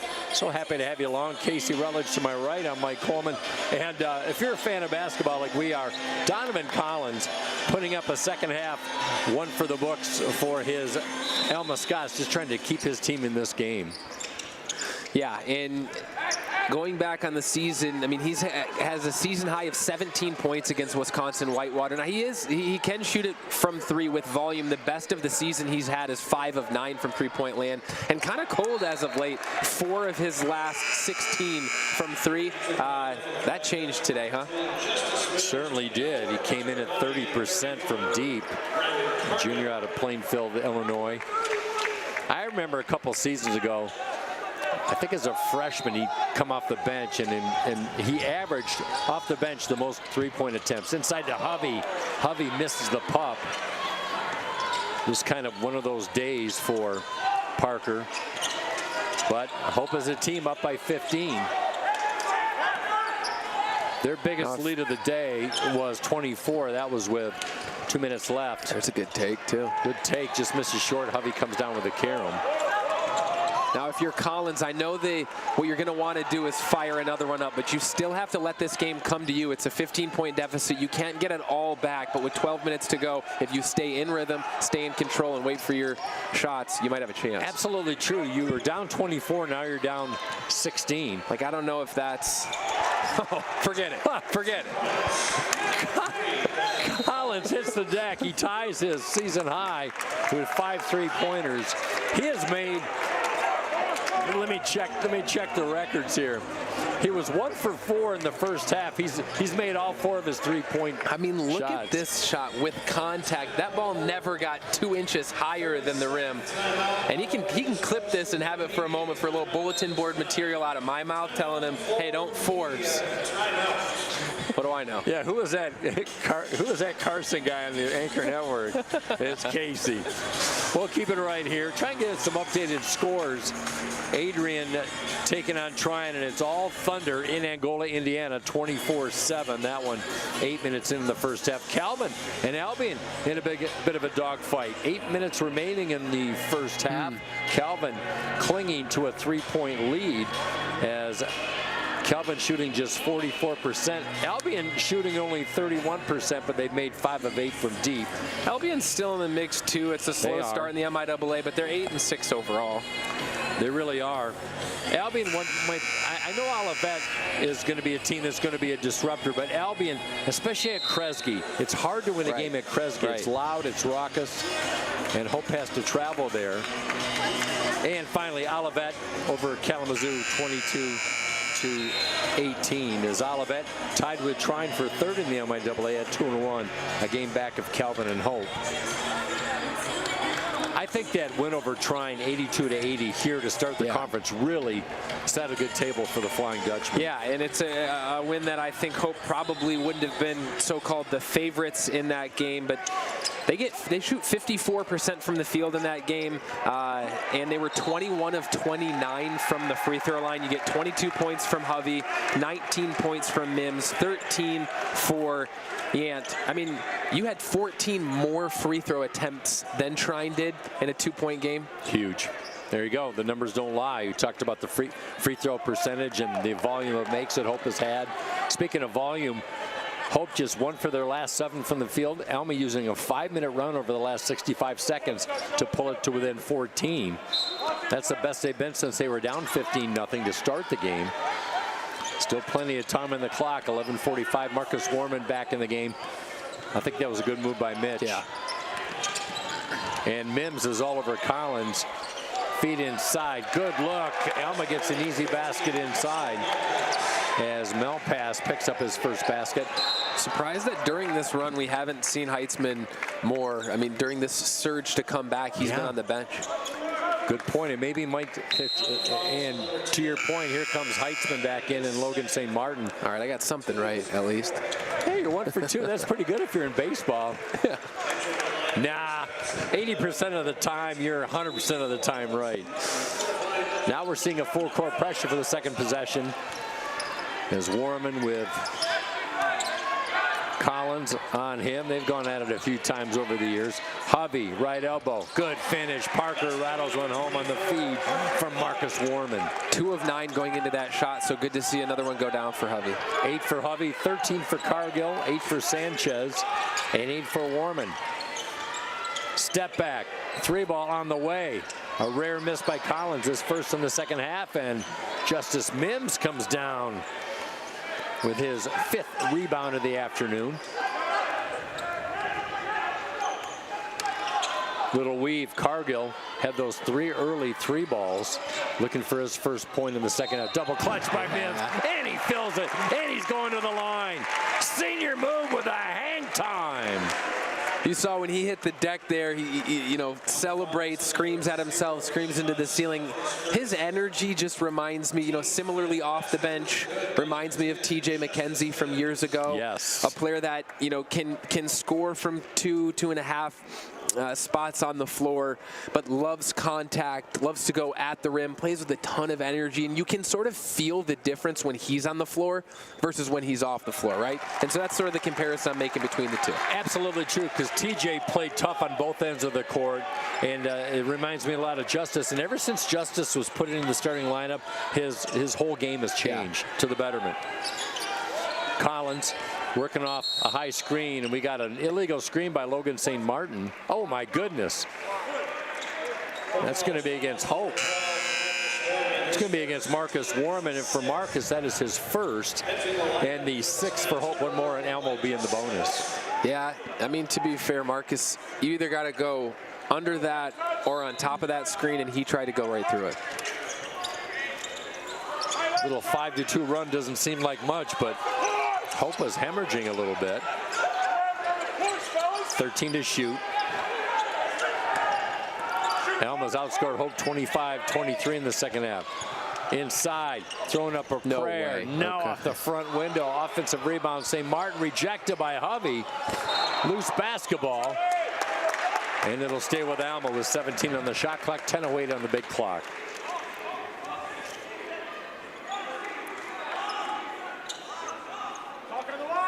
Alma has not received credit for an offensive rebound in the second half. They have 8, which surprises, so no official offensive rebound, but they've been pretty tenacious on the misses. Corner pocket. Hovey got a piece of that one. It's going to be block number 3. Wow. To keep him above his average. And he had to cover 10 feet of acreage, and the angle was perfect.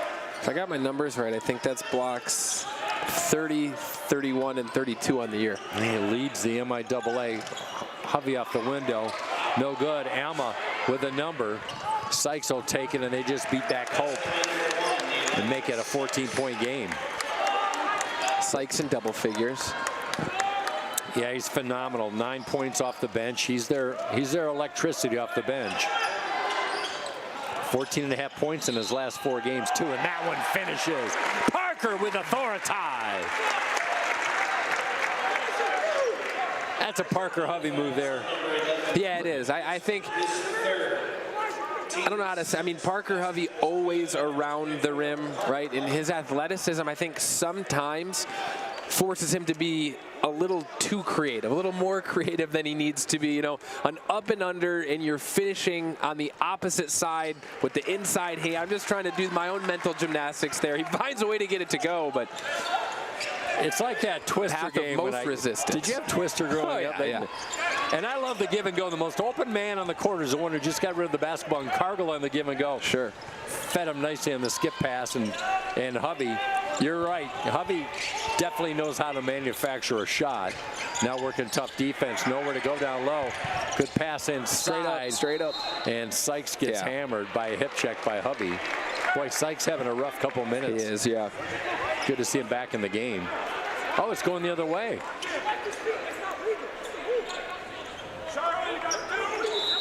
Hope will catch a break with 8:58 remaining, up by 18. Alma has not been able to get closer than 14 in the second half, as Hope has hit 3 of their last 4. Alma 1 for their last 5.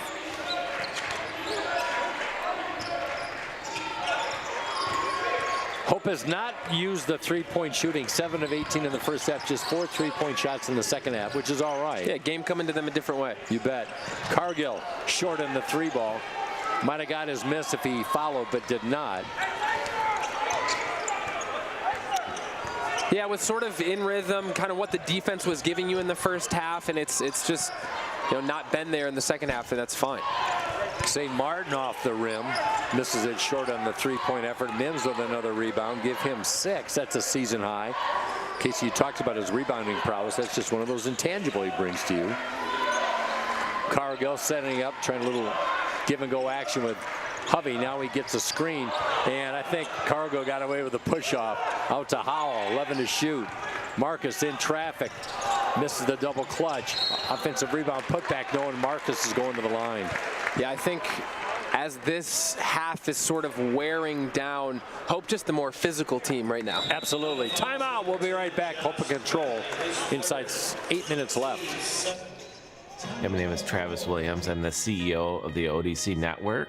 I graduated from Hope in 1998. I studied biology, and then I also played football. In order to be successful, people really need more than just the academic experience, but they need people to come alongside them and help them, coach them, mentor them. I find that Hope College has just been one of the best examples of being able to do that anywhere. As an invested community partner, LVZ is proud to help share Hope stories of transformational impact. Coming up about 30 minutes after the conclusion of this one, as Ernie Banks always said for the Chicago Cubs, let's play 2. We've got Hope women's basketball in action as the Flying Dutch take on the Bells of St. Mary's. You're not even going to have to change your seat. You want me to go warm your car up? Or? Yes. Okay. Yes. I can see in my future having to scrape the windshield if it's anything like what I came into. Oh, the struggle is real. I live up north of about half an hour west of Traverse City, so this is a labor of love. And yesterday was a little bit greasy. Sure. Coming in from Grand Rapids was a little bit greasy, but that's Western Michigan for you. I hope it's 80 degrees and sunny where you are.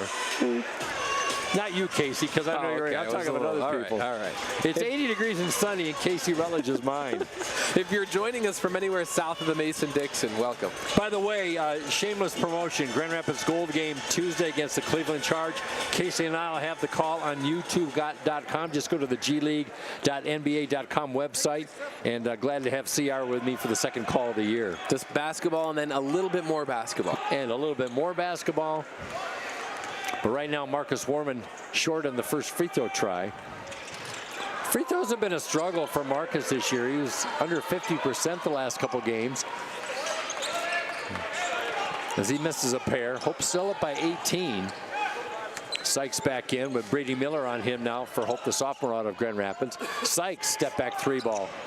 Not his shot. He does a lot of things well, but three-point prowess is not one of them. As Sanchez and Carter Bishop back in the game for the Flying Dutchman. And Marcus gets a breather at the 7:34 mark.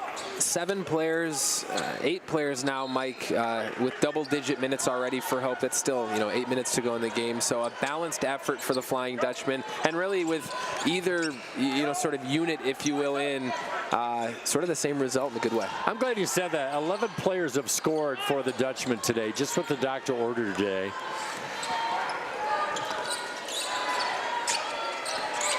Hovey misses the mid-range. St. Martin, low post, inside to Heitzman.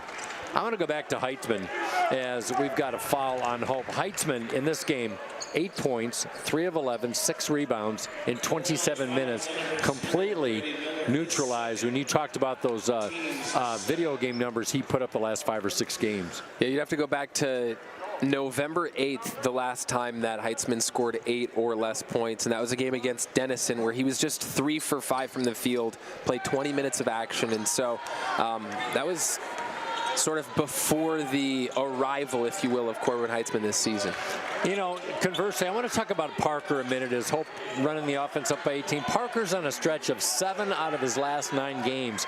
He has scored 20-plus points. And I had to look back all the way to Evan Thomas back in the I think it was the 22-23 his junior campaign. His junior campaign, where he had 7 games in a 9-game stretch with 20-plus and 11 of 16.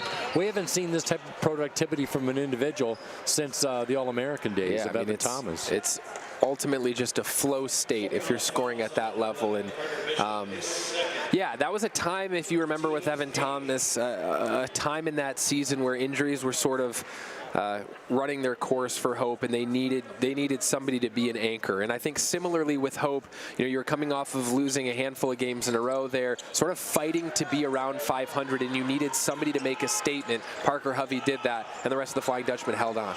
And make a statement he did. We got a foul on Hovey in the backcourt. I really liked Parker's patience. He was a freshman, and he played a lot of minutes as a freshman. Just wasn't really, I wouldn't say involved in the offense, but just didn't shoot a lot. He just kind of bided his time, did the little things well. Sophomore year, and then now in his junior year, one of the team leaders has just turned things up to, in the Spinal Tap movie, to 11. If you remember that movie. I still got to see that one.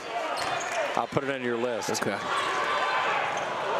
Well, don't feel bad. I just watched Happy Gilmore 2 after it came out 5 months ago, and I full disclosure, I caught a lot of grief from Hope women's broadcast lead Matt Wayner and Casey Rutledge. Hey, someone's got to end the trend. You know what I mean? There's bookends to this thing. Picking on the old guy. By the way, Parker Hovey, season low 4 points. That was in the first game in the win against Anderson. That's the only time this year he has not scored in double figures this year. But Hovey has 11, so it's a moot point. Collins, 3-ball once again. Had another one almost go down. Offensive rebound, St. Martin rejected by Westlake. Westlook impact again. You bet. Good look by the freshman. Kick in the corner. Brady Miller, triple try, circles out. Offensive rebound, put back no, and Westlook's going to go to the line with 5:33 left. Something that I love in a rewatch for Hope, you could see it there at the beginning of the replay for Coach Mitchell. You talk about just the maturity there. Parker Hovey has his head down, and Westlook points to the corner to an open Brady Miller. Hovey was looking at him, at Westlook, and as a result of that, then Parker is able to see the open man, which leads to an open three. It's little things like that where, I mean, for a young player who hasn't seen a lot of game action, then he goes in, gets the offensive rebound, gets to the line, but those are little things that can go a long way, making the players around you better. Yeah, those are little tendencies. Maybe it's a player thing, maybe player instinct, maybe that's a coach thing, we don't know, but that is heady and deep. And how about for Westlook? He's coming off an ankle injury. Yeah. And when you come off an injury like that as Westlook gets a breather, you never know how you're going to respond. You may be tentative mentally, certainly you're limited physically, and I think he's another player as it goes along with his playing time to get a lot more confidence. 5:33 left, Bishop back in the game. And a Hope foul. The foul on Orion Yant, check that. That is against Brady Miller, his third. Alma on the day, 9 of 14 from the free throw line. They just weren't able to get that big run in the second half. They got it to within 14 when they were down 24 in the first half. Elliott out. And Josh Elliott, no points in this game for a 9-point-a-game score and the leading 3-point shooter on this team for Mike Fitzpatrick. I mean, yeah, you parlay that with Heinzman's struggle today, and it's no wonder this thing's at 18 points. Yeah, Alma at 52 points. Hope and control up 70 to 52. Hope averages 75.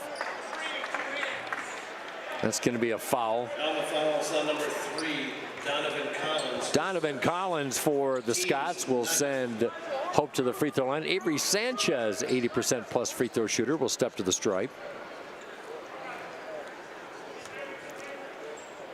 Low mark for Alma this year was a loss to number 8 Carthage College. That was in Alma, 79 to 60. They actually played Carthage pretty strong in that game. Then they lost to Linfield out on the West Coast, 67-44. So 44 has been their low water mark. As Hovey's day is done, Parker Hovey with 11 points and 9 rebounds for the Flying Dutchman Jr. Second one on the way by Sanchez. Sanchez in double figures. Good bench production by the Flying Dutchman today. 24 points.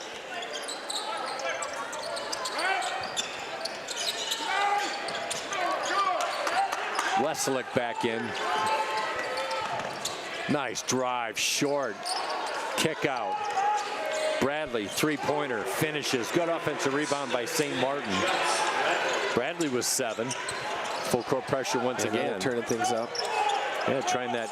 I think the half-court defense has been fairly effective. It's forced at least a couple turnovers that I can remember. 4:43 left. Hope can't afford to get sloppy, though. It's still a 17-point game, but Alma not helping themselves. Just 1 for the last 10 from the field. Alma fouls on number 11, Corbin Heitzman. Heitzman with the reach in, his 4th. He joins Rodich in the 4-foul department. And Orion Yan at the line. Yeah, when he went down, you know, to start the second half, where it looked like his head hit off the ground. I wonder, he's got his nose plugged up with some gauze, probably to stop the bleeding. I wonder if that's what that's from. Yeah, good eye, Casey. I would imagine it was. He took a inadvertent back contact from Orion Yant, and I think he hit his head. Credit him for just staying in the game. As long as you can stem bleeding anywhere, you can stay in the game. Is the second one down by Yant? Give Yant 10. Another double-figure game for Orion Yant. Just continues to excel and getting better each and every game. His last 5 or 6, Mike, have been great. Yeah, he's been double figures now in 4 of his last 7. Quick release 3-ball on the way. Too firm, and that'll go out of bounds. It'll be Hope basketball. Here's Marcus back in. probably for the last 4 minutes and 20 seconds as Carter Bishop, strong game, 5 points in 10 minutes. And the sophomore with his one of his better offensive efforts in his young season. These teams will meet once more before it's all said and done. That'll be at Alma on February 7th. That'll be a Saturday 3 o'clock start. As Hope has 4 of their last 5 games, Casey, on the road to close out the season. It's gonna be a tough stretch. Yeah, and you know, depending how the MIAA shakes out, the MIAA tournament, you know, for all but one will be on the road as well. Absolutely true. Well, Hope has had great MIAA magic. Before last year when they lost in the finals to Calvin, they defeated Trine and Calvin 6 straight games against those teams at the time were all ranked in the top 25. 3 straight MIAA tournament championships. Just an electrifying run that they were on. You might not see that in 20 years. It's hard to win a tournament. It's hard to win a conference. And then to defeat 6 straight ranked opponents in Trine and Calvin. Well, it was a similar run the year before that Trine went to and won the national championship. Their last loss of that season was to Hope at home in MIAA title. That's right. That's absolutely true. So something to hang your hat on as Orion Yance day is done. 10 points, 5 rebounds, a couple steals. Yeah, magical run indeed. Hope did not go to the tournament last year. They would have if they defeated Calvin, but Calvin too much in the tournament final. Heitzman trying to go cross court. Brady Miller with a steal. 3-on-2, skip pass inside to Westlake. Ramajama! Fast break. Result on the one-hand slam down. 3 ball. Donovan Collins with a walkaway 3. Thought he had it. Followed through by Heitzman. Nice finish. Yeah. And he'll try and get a 3-point play. How about that, though? In traffic to rise above. And a great skip pass. Throw it down. Highlight. How about that? Got to be one of the highlights for Westlake. Quick timeout.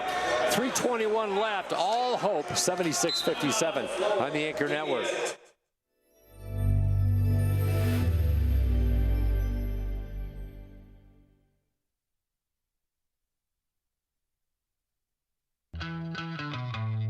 It's no secret. The best way to learn about Hope College is to spend time on our campus. The Hope admissions team invites you to a personalized visit experience you won't forget. Located in downtown Holland, Michigan, our historic campus is close to shopping and dining and just 10 minutes from Lake Michigan. We invite you to check out our campus tour options or sign up for an online tour with the Hope admissions office. There's never been a better time to see Hope College. Visit us at hope.edu/admissions.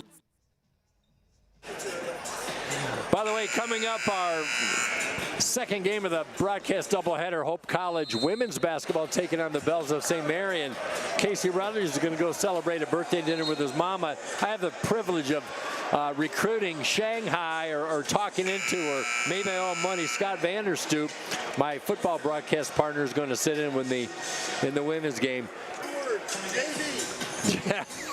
Scott's had about 17 minutes to prepare, but I'm sure he has copious game notes. Somebody who's always prepared, Casey Rutledge. Well, I'm talking about Scott, you now, buddy. Scott believes in the, stay ready so you don't have to get ready. Ooh. Yeah. I like that a lot. And you can use that, okay? Casey, appreciate you sitting in on the broadcast with me today. This Hope's going to win short of a miracle by Alma, their 4th straight to start the MIAA conference. We got a reset. Marcus Warman staying in the game, good thing. Still a little time left, the senior leader out of East Lansing. Neil Imey in the game for the Flying Dutchman, the 6'6" junior out of Maple City, Glen Lake. And a nice basket by Carter Goodnight, the 6'6" sophomore out of Grand Rapids Christian. Everybody getting into the act. We've got 12 on the scoreboard for the Flying Dutchman. They've been outscored by Alma 34-33, but that electrifying first half. And they led 15-0 to start this contest. Good hands. Good hands, interrupted by Warman. Scoop steal.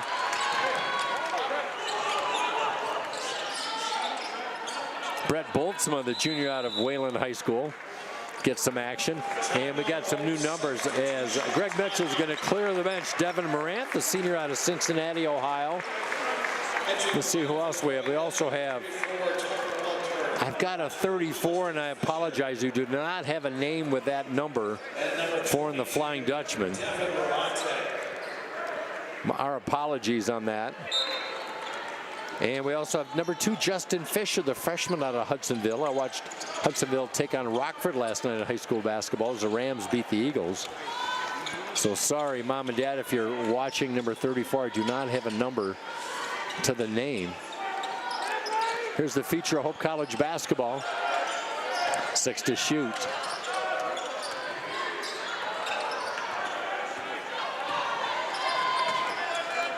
Hope coughs it up.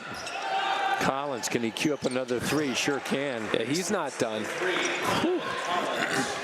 5 of 11 from deep, ties a season high with 2:04 left. Hope up by 17. They break the press nicely. Kick in the corner. 3 ball on the way. Off the side of the backboard. Here comes Rodich. Nice look downtown to Heitzman. Goes up high off the window between Hope defenders. Looks like he had an ankle too. Oh, with a $1:45 remaining in this game. That's tough. Starter Corbin Heitzman is going to take an immediate seat on the bench. And yeah, that's one of those when you're a fan at home, and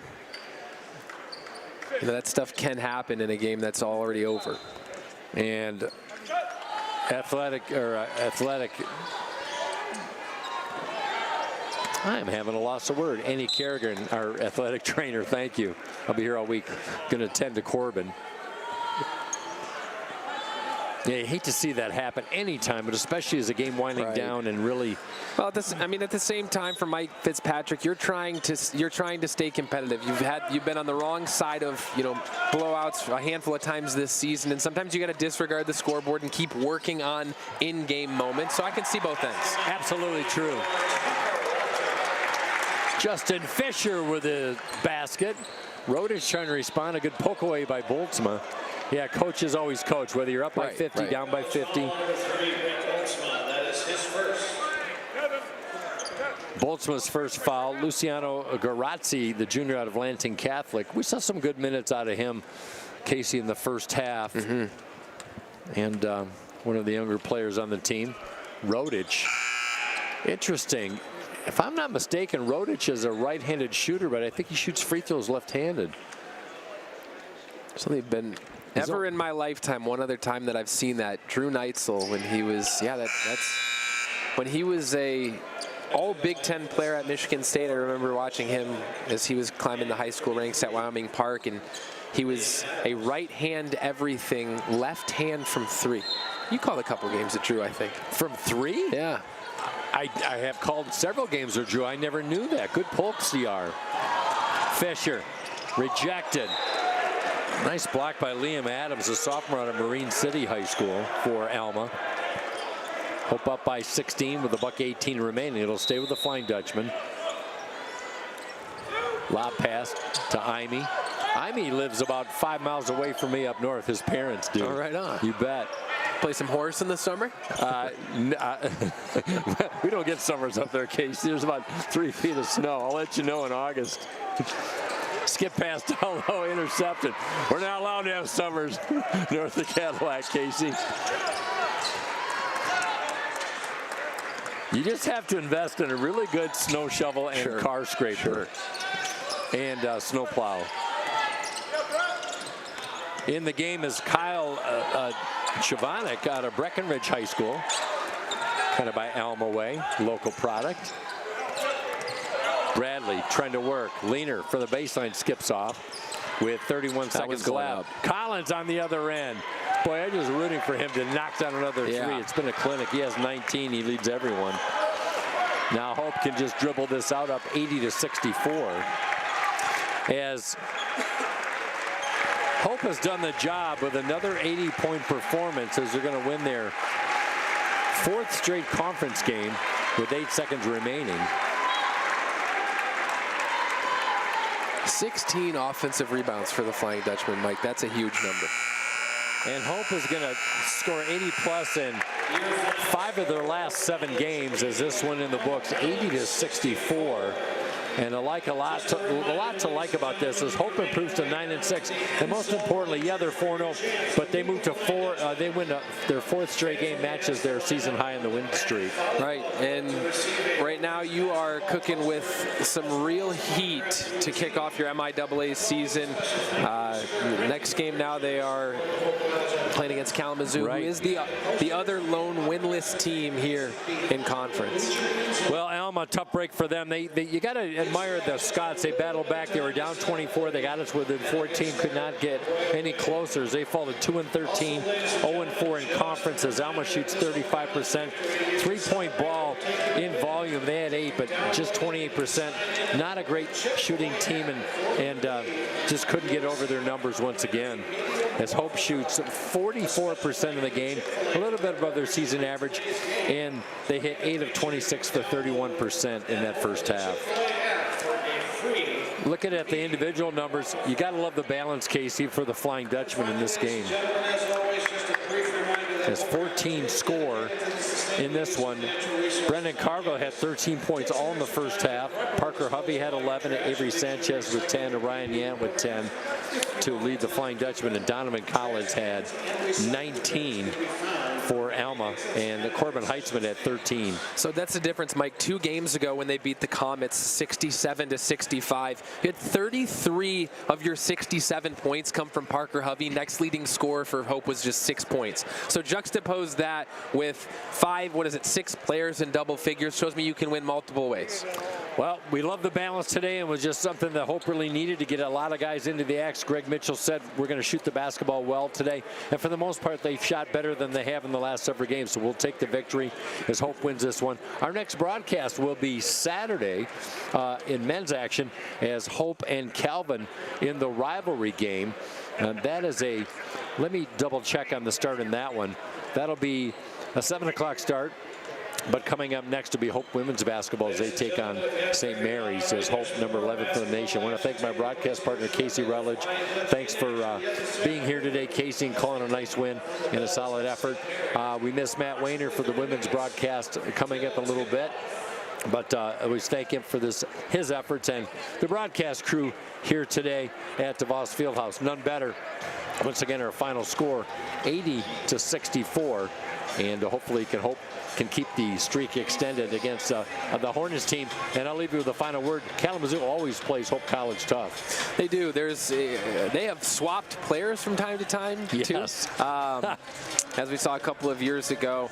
But no, I mean, this is a great stretch for Hope, and can really lead them into if you can get another win, be at full momentum going into the big one against your rival, and who will likely be another undefeated matchup between the two in conference if all things go as planned. Yeah, we shall see. We'll be back in about 20-22 minutes for Hope Women's Action right here on the Anchor Network. Hope wins in men's action.